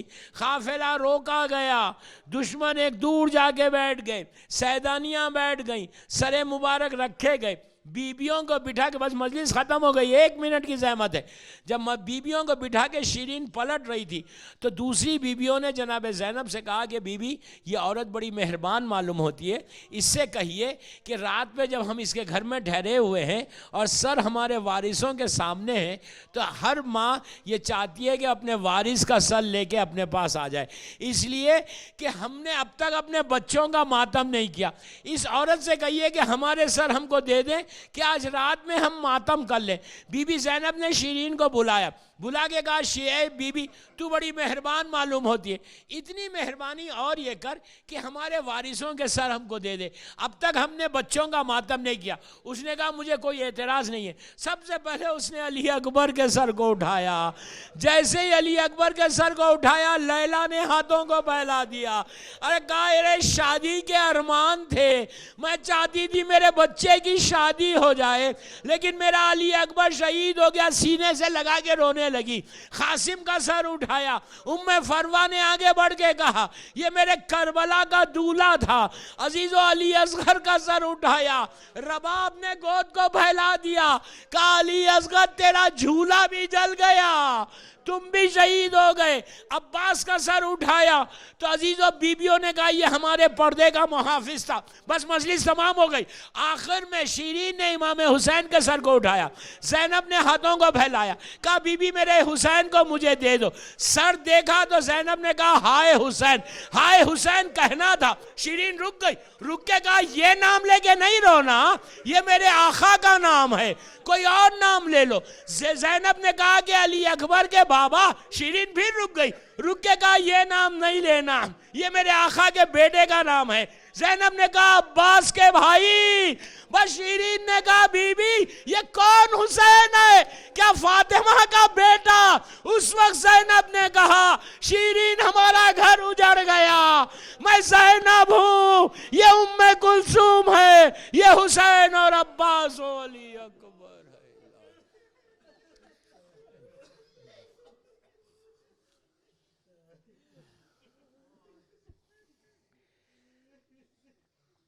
परवरदिगार मेरी शहजादी ज़ैनब के मसाइब का वास्ता हमारी इस मजलिस को कबूल कर ले। यह मजलिस हम सब के लिए बख्शिश का सहारा बन जाए। परवरदिगार ये मजलिस हमारी पहली रात के लिए बख्शिश का सहारा हम सब के लिए बन जाए। परवरदिगार इन आवाज़ों पे तू अपनी रहमत को नाजिल फरमा। शहजादी ज़ैनब का वास्ता मेरी शहजादियों के रोज़ों की तू हिफाजत फरमा। जन्नतुल बखी जन्नतुल मौला की खूबसूरत तामीर करवा दे। दुनिया भर में जहाँ मेरे मौला अली के चाहने वालों की ख़बरें, उसकी हिफाजत फरमा। परवरदिगार इस गम का वारिस हमारे इमाम ज़माना को सलामत रख। मेरे मौला की सलामती के सदक़े में जिनके माँ बाप ज़िंदा हैं उन्हें सलामत रख। जिनके माँ बाप दुनिया से गुज़र गए उनकी ख़बरों में रहमतों को नाजिल फरमा। परवरदिगार मेरी शहज़ादी का वास्ता दुनिया भर में जहाँ जहाँ आज़ादारी हो रही, बिलखुसूस Iraq, Iran, Lebanon, Pakistan, Bahrain, सऊदीया, सीरिया, यूएई, कुवैत और इंडिया में उनकी जान, माल, इज़्ज़त, आबरू की हिफाजत फरमा। जो ज़ायरीन गए हुए हैं अल्लाह उनकी ज़ियारत को कबूल फरमा। तमाम ज़ायरीन की जान, माल, इज़्ज़त, आबरू की हिफाजत फरमा। परवरदिगार हमारे इमाम रज़ा गरीब का वास्ता जितने सफ़र पे गए हुए हैं ज़ायरीन उनकी हिफाजत फरमा। परवरदिगार मेरे मौला हुसैन का ज़िक्र करना ज़्यादा से ज़्यादा हमको नसीब हो इंशाअल्लाह। और जब भी ज़िक्र इमाम करें उस ज़िक्र को बीबी फ़ातिमा की बारगाह में क़बूलियत तक पहुँचा दे। परवरदिगार हमारे गुनाह कबीरा सगीरा को माफ़ कर दे।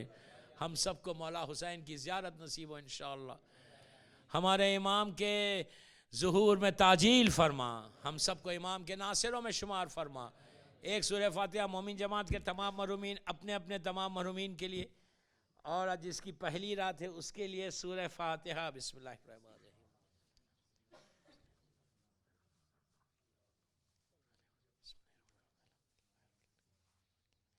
ये का नाम